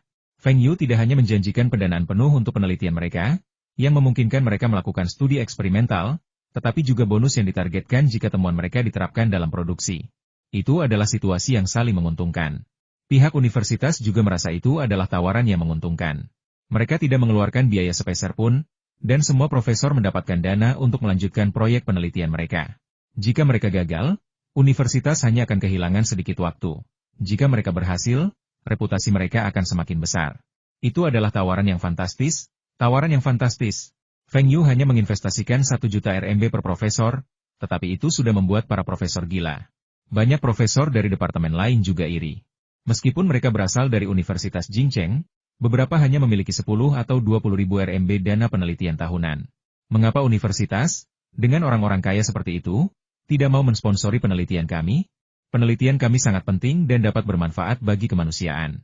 Awalnya, beberapa profesor ingin menggunakan dana tersebut melalui perintah administratif. Mungkinkah universitas bahkan tidak mampu mengelola satu mahasiswa pun? Namun, wakil presiden yang bertanggung jawab menolak. Bercanda. Feng Yu mengatakan bahwa dana penelitian didistribusikan kepada masing-masing profesor. Siapapun yang mencoba menggunakannya akan melanggar kontrak, dan Feng Yu tidak akan lagi memberikan dukungan finansial apapun kepada universitas. Feng Yu telah berjanji untuk menyumbangkan fasilitas besar seperti gedung pengajaran, yang akan menelan biaya puluhan juta. Mengenai ketidakpuasan para profesor, universitas menekan tuntutan mereka, tetapi diam-diam mengungkapkan informasi kelas dan asrama Feng Yu kepada mereka. Mereka diminta untuk menghubungi Feng Yu dan mencoba meyakinkannya. Universitas tidak akan mengeluarkan perintah administratif. Feng Yu menyaksikan orang lain menjalani pelatihan militer, sementara ia sendiri dibebaskan dari sesi pelatihan ini, dengan alasan khusus. Tanpa sepengetahuan Feng Yu, universitas hanya membebaskannya dari sesi pelatihan saat ini. Kenyataannya, mahasiswa Universitas Jingcheng menjalani pelatihan militer tertutup selama 2 minggu selama liburan musim panas mahasiswa baru mereka pelatihan militer yang sesungguhnya. Guru, apakah Anda mencari saya? Feng Yu sedang menyesap teh dengan santai di kamar asramanya ketika ia melihat pembimbingnya masuk bersama 2 pria tua berusia 60-an. Feng Yu, perkenalkan. Keduanya adalah profesor dari Institut Ilmu Komputer dan Teknologi Universitas kami. Mereka memiliki beberapa proyek penelitian dan ingin Anda mensponsori sebagian dana mereka. Universitas Jingcheng juga memiliki lembaga penelitian komputer. Feng Yu selalu berasumsi bahwa Universitas Jingcheng, dengan fokusnya pada seni liberal, akan menempatkan Universitas Waking di garda terdepan dalam penelitian komputer. Namun, ia tidak menyangka Universitas Jingcheng tidak hanya menawarkan jurusan ini, tetapi juga sebuah lembaga penelitian.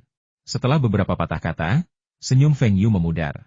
Sial, kedua orang tua ini hanya mencoba menipu saya untuk tidak mendapatkan dana. Arah penelitian mereka bagus, tetapi titik awal mereka terlalu rendah. IWA sudah memiliki teknologi ini, dan Anda baru memulainya sekarang? Dan mereka bahkan mengatakan bahwa jika penelitiannya berhasil, mereka dapat melisensikannya kepada venue dengan biaya tertentu, karena mereka akan memproduksinya sendiri. Sungguh tidak tahu malu. Venue kemudian teringat bahwa Universitas Jingcheng sebenarnya memiliki perusahaan bernama Zhengfang, yang didirikan pada tahun 1986, dan manajer umumnya adalah Direktur Institut Penelitian Komputer saat ini. Perusahaan ini berafiliasi dengan Universitas Jingcheng, dan tujuan utamanya adalah mengubah penelitian ilmiah Universitas Jingcheng menjadi kemampuan produktif. Pencapaian terpentingnya adalah teknologi penataan huruf laser aksara Mandarin. Kedua profesor ini menyarankan agar venue mendanai penelitian mereka, dan mereka sendiri yang menggunakan hasilnya. Jika venue ingin menggunakan mereka, dia harus membayar lebih. Mereka sebenarnya mencoba membuat saya menyumbang. Itu cara yang sangat halus untuk mengatakannya. Bukannya dia tidak bisa menyumbang. Tetapi apa yang sedang Anda teliti? Dia sudah memiliki teknologi, dan mereka berdua baru memulai, dan mereka menghabiskan begitu banyak uang untuk itu. Bukankah itu mubazir? Keahlian Anda adalah perangkat lunak, jadi kembangkan saja ke arah itu. Mengapa Anda bersaing dengan Universitas Woking? Bersaing itu sah-sah saja. Tetapi Anda ingin saya mendukung persaingan Anda dengan uang? Apa yang dipikirkan mereka berdua? Apakah mereka pikir hanya karena venue mensponsori orang lain, dia akan mensponsori mereka juga? Sponsorship harus bermakna, dan venue perlu melihat nilai, baik finansial maupun pribadi. Menghabiskan uang untuk meningkatkan reputasi dua orang yang sama sekali tidak berhubungan. Ini siapakah Anda? Kalian berdua? Saya pikir kalian salah paham. Kalian telah membicarakan persyaratan kalian dan sepertinya lupa bahwa saya belum menyetujuinya. Apa? Apa yang kalian katakan? Kalian tidak setuju. Bagaimana mungkin kalian tidak setuju? Kami, dua profesor di lembaga penelitian, meminta Anda untuk mensponsori kami demi reputasi Anda. Di masa mendatang, jika kami memiliki hasil penelitian, kami juga dapat mencantumkan nama Anda di dalamnya. Bukankah itu sudah cukup? Ini suatu kehormatan yang luar biasa. Kedua profesor itu terkejut. Kami adalah profesor. Anda hanyalah seorang mahasiswa. Kenapa aku harus setuju? Sejujurnya, apa yang kalian teliti sudah diteliti orang lain sejak lama. Apa nilai penelitiannya?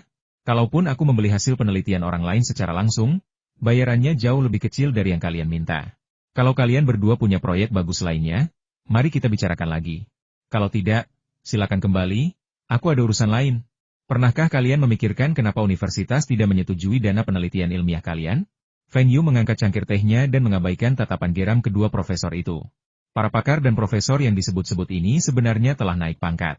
Jika mereka memang berbakat, seperti peneliti berusia 30-an yang datang 2 hari yang lalu, yang gelarnya jauh lebih rendah daripada mereka berdua, Feng Yu sangat tertarik dengan penelitian mereka dan bersedia mensponsori mereka. Sedangkan untuk mereka berdua, setinggi apapun gelar mereka, Feng Yu tidak akan menyumbang sepeser pun.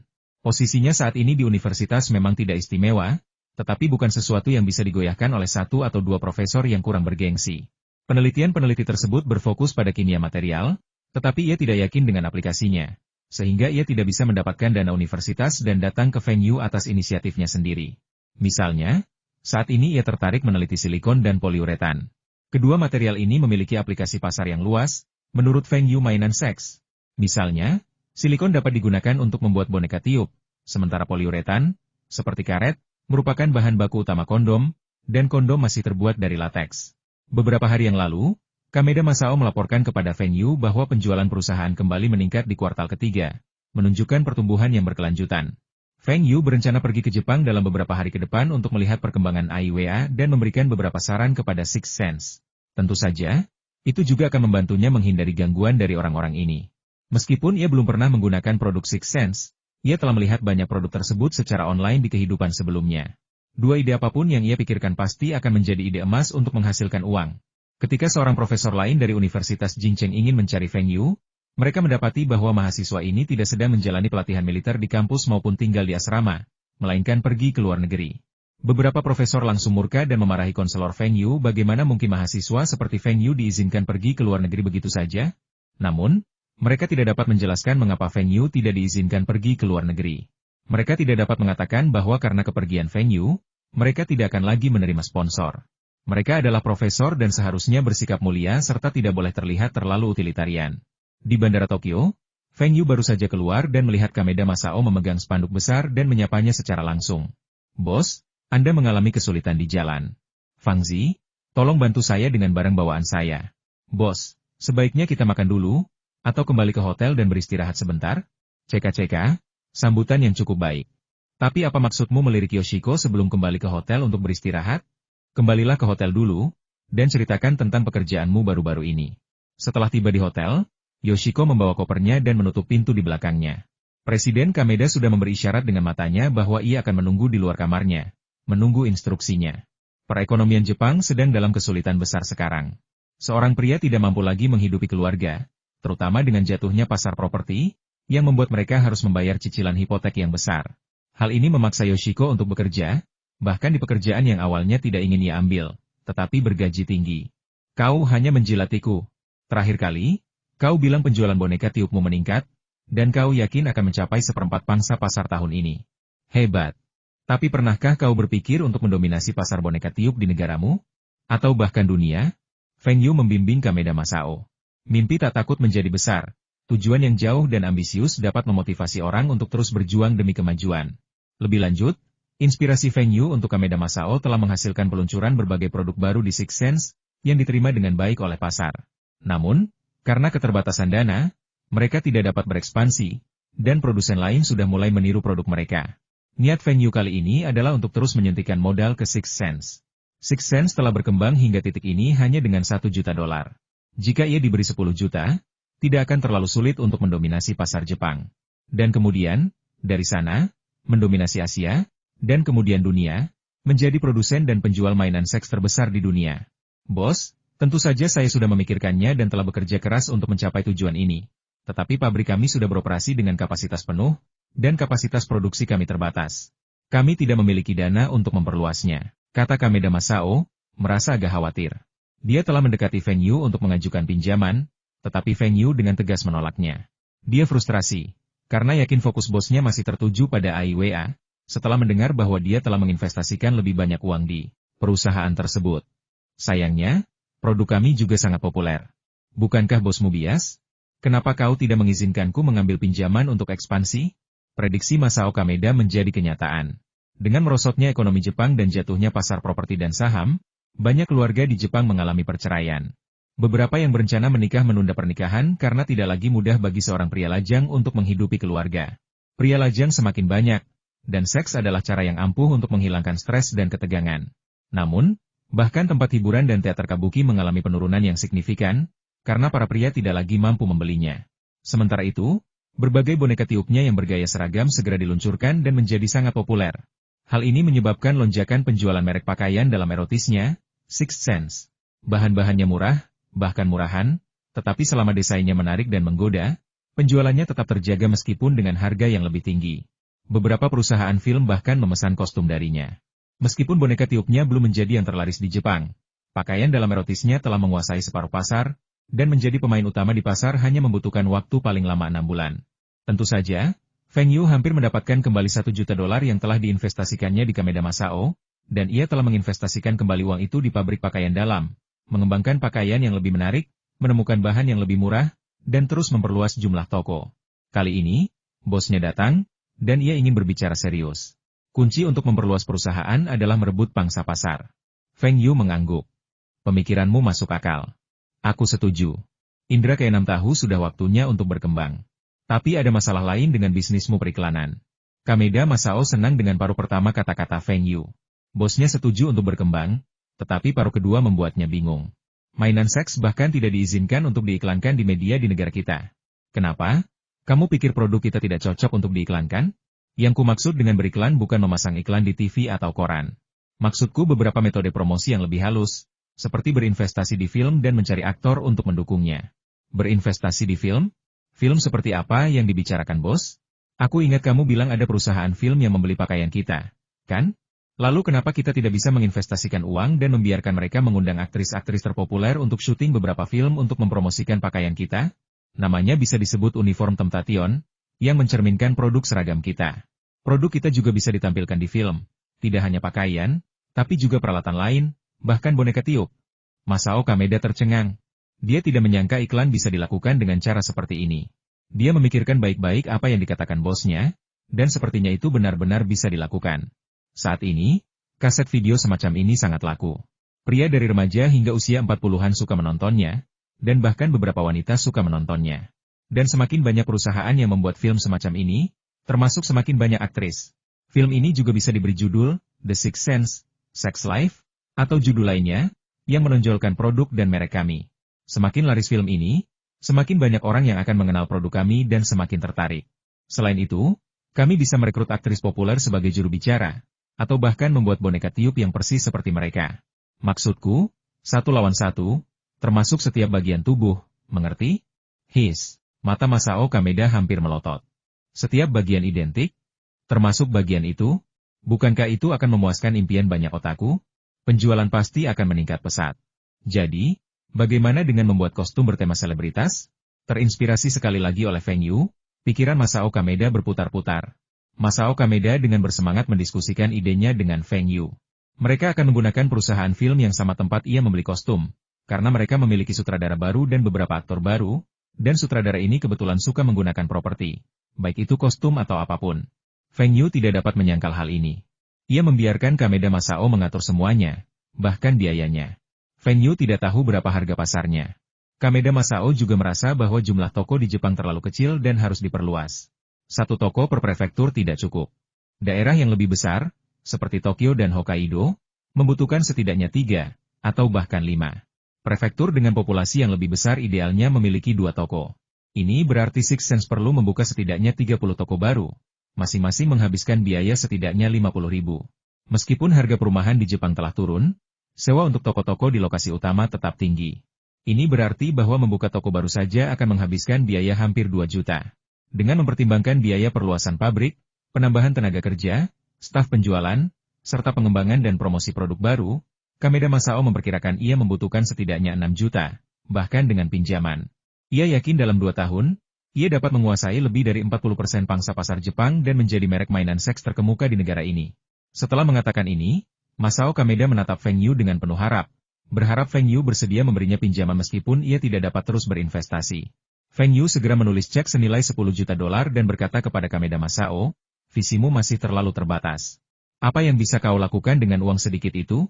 Kalau kau mau, lakukanlah dalam skala besar. Jepang nomor 1, kepadatan penduduk Jepang memang tinggi, tetapi apakah sama tingginya dengan Eropa dan Amerika Serikat? Jangan batasi visimu pada wilayah yang kecil, lihatlah lebih jauh.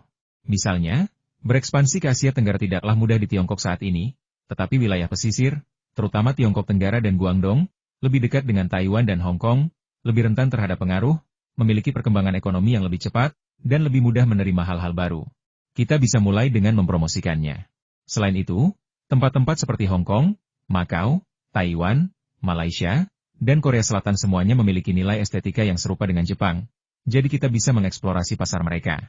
Feng Yu menepuk bahu Kameda Masao dan dengan sungguh-sungguh menegurnya, berlututlah dan jilat sepatuku. Mimpi tidak takut menjadi terlalu besar. Semakin besar hatimu, semakin besar pula pencapaianmu. Kau hanya memikirkan negaramu. Itu tidak akan berhasil. Permintaanku adalah kau tidak harus menjadi bos negaramu untuk saat ini, tetapi kau harus menjadi bos dunia. Itu sebenarnya jauh lebih mudah. Kameda Masao tampak bingung. Apakah menjadi bos industri suatu negara lebih sulit daripada menjadi bos dunia? Teori macam apa ini, bos? Tidak mengerti? Biar saya hitung. Pasar utama mainan seks ini secara garis besar dapat dibagi menjadi 3 wilayah pertama, Asia Timur, kedua, Amerika Utara, dan ketiga, Eropa Barat.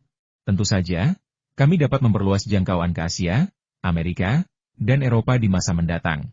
Untuk saat ini, produk Six Sense kami tampaknya menarik bagi orang Asia Timur. Tetapi pernahkah Anda mempertimbangkan bahwa pasar di Amerika Utara dan Eropa Barat belum sepenuhnya berkembang? Mengapa perusahaan tidak dapat mengembangkan produk yang disesuaikan untuk pasar tersebut? Selama Anda menguasai 30% pasar Eropa Barat, 30% pasar Amerika Utara, dan 30% pasar Asia Timur, Anda seharusnya dapat menguasai lebih dari 20% pasar dunia. Bukankah itu akan menjadikan Anda nomor 1? Kameda Masao mengerjap, seolah kata-kata bosnya masuk akal. Beralih dari 0 ke 1 jauh lebih mudah daripada beralih dari 1 ke 2, dan 3 angka 1 dijumlahkan pasti lebih besar daripada 2. Nah, sudahkah kau memikirkannya? Aku ingin kau membuka cabang di Eropa Barat dan Amerika Utara, dan juga membangun pabrik cabang. Jika kau kekurangan dana, kau bisa mendapatkan pinjaman. Jika kau kesulitan mendapatkannya, beritahu aku dan aku akan berinvestasi lebih banyak. Lihat saja Aiwea. Mereka terlilit utang yang sangat besar ketika aku mengambil alih. Setelah aku mengambil alih, utangnya lebih dari 8 miliar yen. Tapi Yagyu Hajime mengatakan kepadaku bahwa dengan selesainya pabrik-pabrik lain dan peluncuran produk-produk baru, dia yakin akan melunasi semua utangnya dalam setahun ke depan, dan bahkan masih punya sisa uang tunai. IWA saat ini hanya bersaing dengan Sony di Jepang, tetapi mereka mulai mengejar di wilayah lain. Kami bahkan telah melampaui Sony dalam penjualan di seluruh Asia. Tahun depan, kami akan melampaui Sony di setiap wilayah dan menjadi pemimpin yang jelas di pasar walkie-talkie. Feng Yu menggunakan contoh IWA untuk membuktikan kebenaran keputusannya. Setelah mendengar ini, tatapan Kameda Masao menjadi cerah, menunjukkan keyakinan yang kuat. Bosnya bersedia berinvestasi dan mempercayainya, menyerahkan sepenuhnya operasional perusahaan kepadanya. Ia telah membawanya dari pengangguran menjadi pemegang saham, terus membimbingnya dan membantu perusahaan berkembang. Tentu saja, ia akan bekerja 2 kali lebih keras untuk mewujudkan mimpinya sendiri dan mimpi bosnya. Jika Feng Yu tahu Kameda Masao berpikir seperti ini, ia pasti akan meludahi wajah Kameda Masao dan meraup mimpimu adalah menjadi bos mainan seks dunia. Bos, saya mengerti. Saya berjanji bahwa tahun depan, saat ini juga, cabang kami di Eropa dan Amerika juga akan mulai menghasilkan keuntungan. Dalam 3 tahun, perusahaan pasti akan menguasai lebih dari 30% pangsa pasar. Saya melihat majalah di Hong Kong sangat populer, dan hal yang sama berlaku di Eropa dan Amerika Serikat. Saya berencana menggunakan film sebagai publisitas di negara kami, tetapi di wilayah lain, saya pikir kita harus memasang iklan di majalah. Efeknya akan sangat bagus. Feng Yu mengangguk. Kameda Masao akhirnya mengerti, tetapi itu tidak cukup. Feng Yu masih punya rencana besar yang belum ia sampaikan kepada Kameda Masao. Kau hanya menjilati sepatuku. Apa kau pernah melihat kontes kecantikan? Mata Kameda Masao melebar, wajahnya tampak sembelit. Bos, kau ingin mengundang pemenang kontes kecantikan untuk mendukung produk kita? Feng Yu, apa yang kau pikirkan? Kalau bisa, itu bagus sekali. Tapi apa kau pikir itu mungkin tanpa menggunakan cara ilegal? Maksudku, kita juga bisa mengadakan kompetisi. Seperti kompetisi pemilihan aktris itu, tapi semua orang harus menggunakan produk kita. Seperti mengenakan pakaian kita. Tentu saja, kita juga bisa mengadakan pameran terpisah untuk memamerkan produk kita dan mengundang produsen lain untuk berpartisipasi, agar dampaknya maksimal. Seperti yang kau katakan padaku, kami membuat mainan seks. Itu tidak ilegal, dan tidak ada yang memalukan tentang itu. Kami membantu mereka menghilangkan stres dan mempererat hubungan antar pasangan. Mengerti? Ini, bisakah kita juga mengadakan pameran? Sepertinya mereka tidak menolak. Bukankah mereka mengadakan pameran di dalam perusahaan? Bos bilang kita harus memperbesarnya dan mengundang produsen lain, media, dan beberapa pengunjung. Dengan begitu, kita tidak hanya bisa memamerkan produk perusahaan tetapi juga mendongkrak penjualan. Bos, saya mengerti. Jangan khawatir, saya pasti akan mengurus ini. Kameda Masao diam-diam bertekad menjadi produsen mainan seks terkemuka di dunia dalam waktu yang jauh lebih singkat daripada yang dijanjikannya kepada bosnya. Oh, dan tadi, ketika bosnya melihat katalog produk, sepertinya ada sedikit keinginan untuk mencobanya. Jadi, setelah makan malam, haruskah Yoshiko tinggal? Feng Yu menikmati hidangan Jepang yang autentik. Benar-benar autentik. Dari bahan-bahan hingga koki, bahkan lokasinya, semuanya ada di Jepang.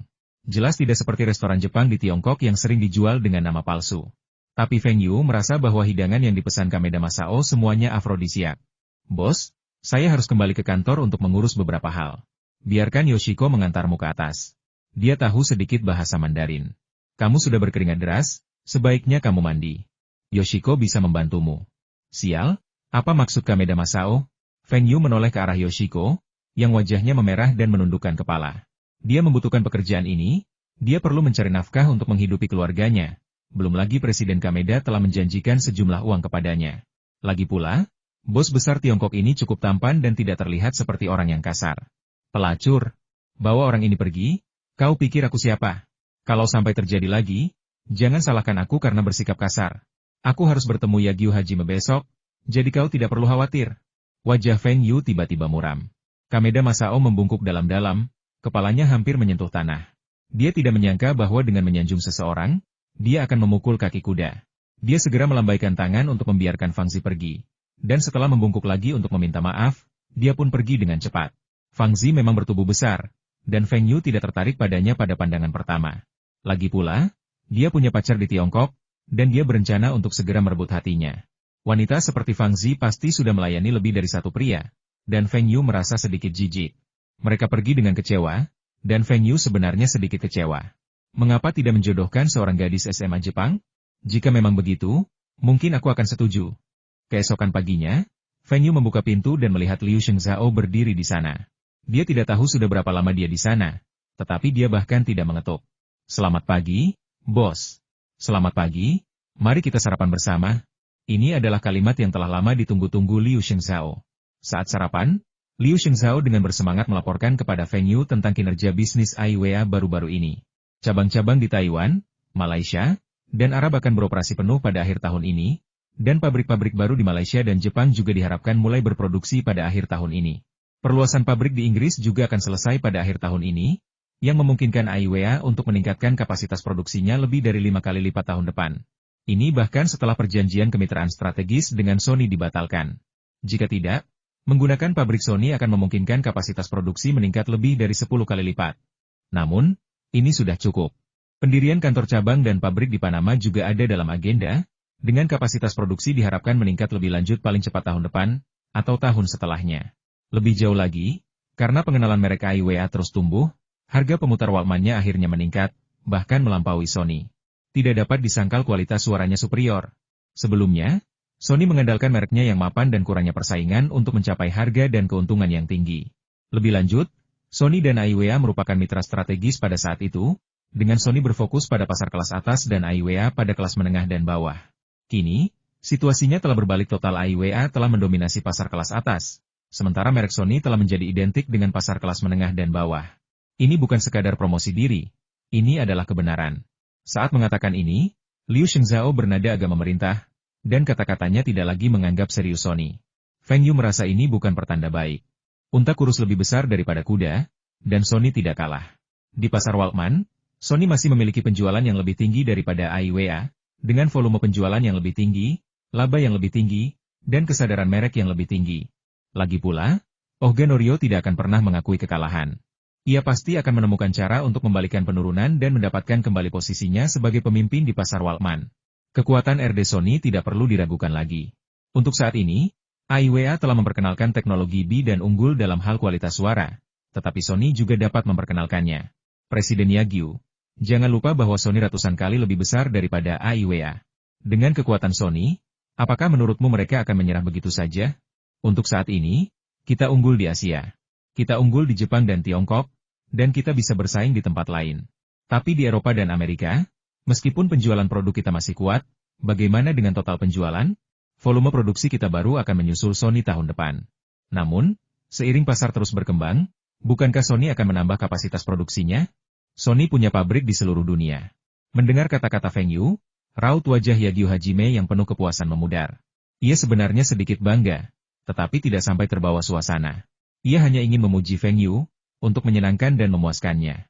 Jauh di lubuk hatinya, ia tidak pernah meremehkan Sony. Bahkan, ia menganggap Sony sebagai musuh terbesarnya. Karena Aiwea pernah dikendalikan oleh Sony dan mereka pernah bekerja sama, pemahaman Yagyu Hajime tentang Sony bahkan lebih luas daripada Feng Yu. Ia sangat menyadari fondasi Sony yang kokoh. Meskipun Sony telah menghabiskan banyak uang tahun lalu dan mengalami kerugian di beberapa sektor tahun ini, kekuatan Sony secara keseluruhan tetap menjadi pemimpin dalam industri elektronik, dengan modal dan kecakapan teknologinya yang tak tertandingi. Tentu saja, Yagyu Hajime tidak menghentikan Aiwea untuk mengembangkan produk-produk baru. Mengikuti instruksi Feng Yu, ia berusaha menyederhanakan fitur-fitur yang tidak perlu dan mengupayakan kualitas suara yang unggul. Ia ingin hal pertama yang terlintas di benak orang ketika mendengar Aiwea adalah desainnya yang ramping dan suara yang sempurna. Produk baru ini memiliki fitur yang luar biasa, layar LCD kecil yang menampilkan level baterai. Setelah peluncurannya, produk ini mendapat respons yang luar biasa, dan ia berencana untuk terus mengembangkan produk-produk baru ke arah ini. Tentu saja, ia juga harus mengakomodasi kebutuhan Feng Yu. Walkman dirancang untuk portable, jadi harus ringkas. Feng Yu jelas ingat bagaimana Sony akan terus berevolusi menuju ukuran yang lebih kecil, meluncurkan seri ultra tipis, yang terjual dengan sangat baik. Namun, di masa ini, Sony tidak akan lagi mampu memimpin tren ini. Mereka harus mengikuti jejak Aiwea. Bos, saya akan berhati-hati dan tidak akan memberi Sony sedikit pun kesempatan. Saya akan menunjukkan beberapa prototipe baru nanti. Tolong bantu saya menyaringnya dan melihat mana yang paling cocok untuk pasar. Sebenarnya, Liu Shengzhao sudah menentukan pilihannya, tetapi ia tetap mengatakan hal ini. Pertama, ini akan menyenangkan Feng Yu, dan kedua, visi Feng Yu sungguh mengagumkan. Feng Yu melihat beberapa prototipe, semuanya model klasik dari masa lalu Aiwea. Masing-masing menerima respons pasar yang sangat positif, menghasilkan keuntungan besar bagi Aiwea. Semua model ini hebat. Apakah Anda berencana untuk meluncurkan semuanya? Saya punya satu permintaan, lanjutkan penelitian dan pengembangan headphone, dan pertahankan teknologinya tetap terdepan. Dan, akan lebih baik jika Anda dapat menawarkan lebih banyak pilihan warna kepada pelanggan untuk model-model ini. Sisanya, Anda bisa mengatasinya. Saya yakin Anda yang terbaik di dunia dalam hal Walkman. Kata-kata Feng Yu membuat Yagyu Hajime gemetar karena gembira. Jangan khawatir, bos. Target perusahaan tahun depan adalah laba 10 miliar yen. Target 10 miliar yen, mengingat margin laba AIWA saat ini, bukankah itu berarti penjualan AIWA tahun depan harus mencapai 100 miliar yen? Dan volume penjualannya harus mencapai puluhan juta. Oh, bagaimana kau akan mencapainya? Feng Yu penasaran.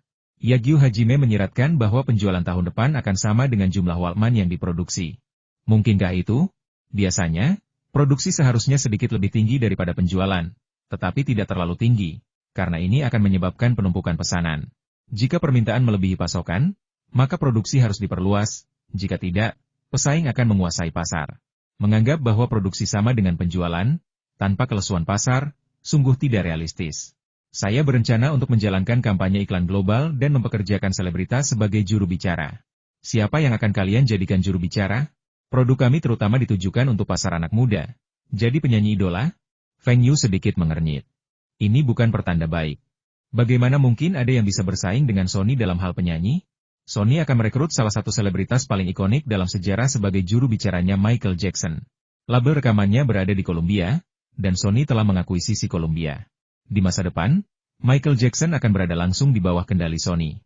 Bahkan setelah kematiannya, ia akan tetap menjadi sumber uang yang sangat besar. Whitney Houston. Saya meminta seseorang untuk menghubunginya, dan dia tampak tertarik, tetapi harganya terlalu tinggi, yang akan sangat meningkatkan biaya kami. Tapi efeknya seharusnya sudah jelas, dia adalah penyanyi wanita paling populer saat ini. Feng Yu menggelengkan kepalanya meskipun aku tidak mau mengakuinya, dia berkulit hitam. Di Amerika Serikat dan Afrika, dia mungkin yang paling populer, tetapi di Asia dan Eropa, orang-orang mungkin mau mendengarkan lagu-lagunya, tetapi melihat wajahnya, lupakan saja. Bagaimana dengan Madonna? Harga yang dimintanya akan lebih tinggi lagi. Lagi pula, aktivitas komersialnya sudah sangat mahal. Liu Shengzhao kini merasa bahwa perkataan Feng Yu masuk akal. Ia lupa mempertimbangkan masalah warna kulit. Feng Yu masih menggelengkan kepalanya. Kita tidak perlu bintang besar untuk iklan. Kita bisa saja menggunakan lagu-lagu populer mereka. Atau kita bisa meminta seseorang mengubah musik dan lirik baru untuk lagu baru yang pendek. Tidak perlu terlalu panjang, cukup 2 baris, 10 detik saja. Dan orang yang benar-benar muncul di kamera dalam iklan tersebut bisa seorang model wanita muda yang cantik atau model pria yang tampan. Model? Tidak masalah, asalkan mereka memiliki citra yang bagus. Tapi kau bicara tentang menulis ulang lagu pendek. Itu terlalu sulit. Bagaimana kita bisa menonjolkan merek kita hanya dengan 2 baris? Dahi Liu Shengzhao berkerut membentuk cuan. Merek? Feng Yu menundukkan kepalanya dan berpikir lama. Ia meminjam slogan iklan yang sangat populer dari kehidupan masa lalunya. Bagaimana kalau slogan kita Aihua? Menguasai teknologi inti? Aihua, kuasai teknologi inti. Mata Yagyu Hajime berbinar. Slogan ini brilian. Ini akan menanamkan gagasan kepada konsumen bahwa AIWA adalah produsen Walkman terbaik di dunia. Kebetulan saja kualitas suara AIWA sudah lebih unggul daripada Sony, dan Walkman baru mereka memiliki nuansa industrial yang kuat. Ini tidak hanya menonjolkan kekuatan AIWA tetapi juga memberi mereka kesempatan untuk meremehkan pesaing mereka. Bosnya sungguh luar biasa. Slogan ini pasti akan membuat penjualan AIWA melonjak. Bos, saya tahu caranya. Kita bisa meminta penyiar membacakan slogan. Suara penyiar terdengar lebih baik. Untuk musik yang Anda sebutkan, kita bisa mengambil lirik dari penyanyi populer. Biayanya tidak terlalu mahal, dan efeknya akan sama bagusnya. Yagyu Hajime berada di jalan buntu. Dengan slogan ini, lagu apapun tidak penting. Sekarang mereka hanya perlu menemukan 2 model yang menarik, atau mungkin meminta mereka memakai headphone dan memakai Walkman AIWA yang tergantung di pinggang mereka, menari mengikuti alunan musik. Feng Yu mengangguk. Baiklah, Anda sudah memutuskan. Ini bukan hanya slogan iklan kami, tetapi juga persyaratan saya untuk Anda. AIWA harus menguasai teknologi paling inti agar kami tetap terdepan dalam teknologi. Sekarang Anda menggunakan semua teknologi terbaru yang dikembangkan oleh perusahaan, tetapi bagaimana Anda tahu bahwa Sony telah menggunakan semua teknologi baru tersebut? Di masa lalu, perusahaan besar seperti Sony umumnya menerapkan teknologi terbaik kedua pada produk baru untuk pengembangan yang sehat, karena teknologi terbaik kedua tersebut sudah lebih unggul dari para pesaingnya. Dengan cara ini, terlepas dari bagaimana pesaing mereka meluncurkan produk baru, Mereka dapat merespons kapan saja dan tidak akan menghasilkan teknologi inovatif yang akan menghancurkan semua pesaing lainnya. Monopoli akan dikenakan denda berat. Hanya ketika mereka dipaksa ke dalam situasi yang sulit, mereka akan mengeluarkan teknologi terbaik, seperti sekarang. Saya mengerti. Tim Litbang kami saat ini jelas setara dengan Sony. Kami juga telah bereksperimen dengan beberapa area baru ini.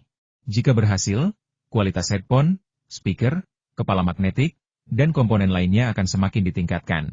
Kami juga sedang mengerjakan miniaturisasi Walkman yang Anda sebutkan, dan kami berharap dapat menyelesaikan sebagian besarnya dalam setahun. Tahun depan, Walkman kami akan jauh lebih ringan. Akan lebih baik jika mengembangkan sebuah seri. Misalnya, jika ada model dengan kualitas suara terbaik, kami akan menyebutnya seri super akustik. Jika ada model dengan tampilan yang cantik, kami dapat menawarkannya dalam berbagai warna dan menyebutnya seri warna fantasi. Dan jika ada model ringkas yang akan datang di masa mendatang, kami dapat menyebutnya seri ultra slim, dan seterusnya. Ini akan memberi pelanggan lebih banyak pilihan dan menunjukkan kekuatan kami. Feng Yu sepenuhnya meniru model bisnis masa depan Sony. Saat Sony menyadari hal ini, kemungkinan besar sudah terlambat. Saat ini, Walkman bersaing dengan Sony. Tetapi para insinyur elektronik AIWA mampu melakukan lebih dari sekadar membuat Walkman. Feng Yu menuntut AIWA untuk mulai mengembangkan pemutar CD guna melanjutkan invasi mereka ke pasar tradisional Sony. Presiden Ohga, bos AIWA dari Tiongkok sedang berada di Tokyo. Apakah dia sedang merencanakan sesuatu? Ohga Norio melambaikan tangannya. Siapa yang peduli? Kita Sony, perusahaan elektronik terbaik di dunia. Selama produk kita lebih baik, dengan saluran pemasaran dan penjualan kita, mengapa kita harus takut pada AIWA kecil? Sudah kubilang untuk meningkatkan kualitas suara kita. Bagaimana kinerja kita? Kita hanya perlu memperkenalkan teknologi B dan kita akan setara dengan AIWA. Saya tidak ingin setara, saya ingin melampaui mereka. Juga, luncurkan headphone baru kita dan jaga agar tetap laku.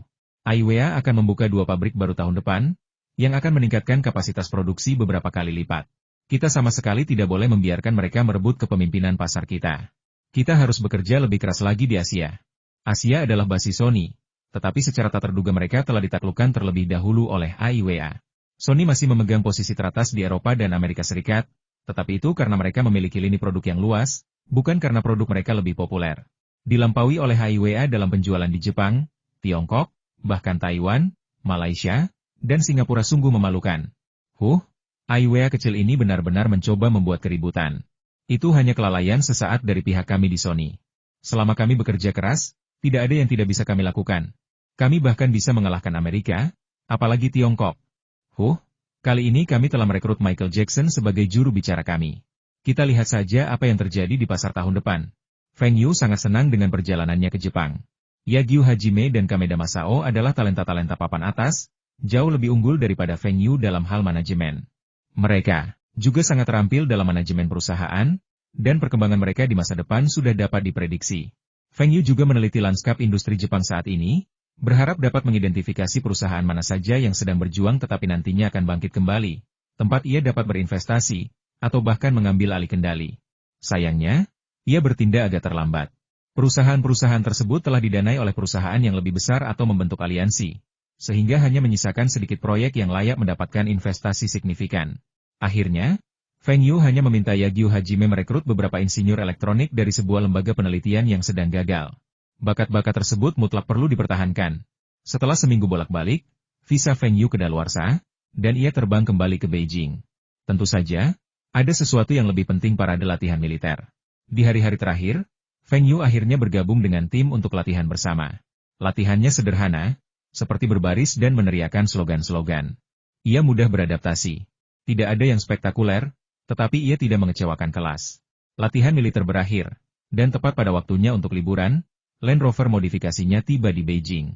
Dealer di Beijing dengan senang hati telah memasang foto kota di mobil tersebut, sehingga jauh lebih praktis bagi Feng Yu. Dia tidak mau naik sepeda motor saat cuaca dingin. Feng Yu berkendara ke Universitas Normal Beijing. Dalam sebulan, Feng Yu telah selesai mempersiapkan rumah yang dibelinya di Simen. Rumah itu sudah direnovasi. Dia hanya menambahkan beberapa furnitur dan peralatan, lalu mengecat ulang. Tian Lei cukup cakap. Dia benar-benar menemukan rumah untuk Feng Yu keesokan harinya. Setelah Feng Yu menawar dengan harga tinggi, pemiliknya menjualnya tanpa ragu. Apartemen 2 kamar tidur dan 1 ruang tamu itu hanya memiliki luas lebih dari 60 meter persegi. Tetapi bagi Feng Yu, itu sudah lebih dari cukup. Kampus-kampus sekarang tidak dikelola seketat dulu. Setidaknya mobil Feng Yu langsung masuk ke universitas normal, dan petugas keamanan bahkan tidak menghentikannya. Siapapun yang bisa mengemudi adalah seorang pemimpin atau orang kaya, yang keduanya tidak mampu ia ganggu.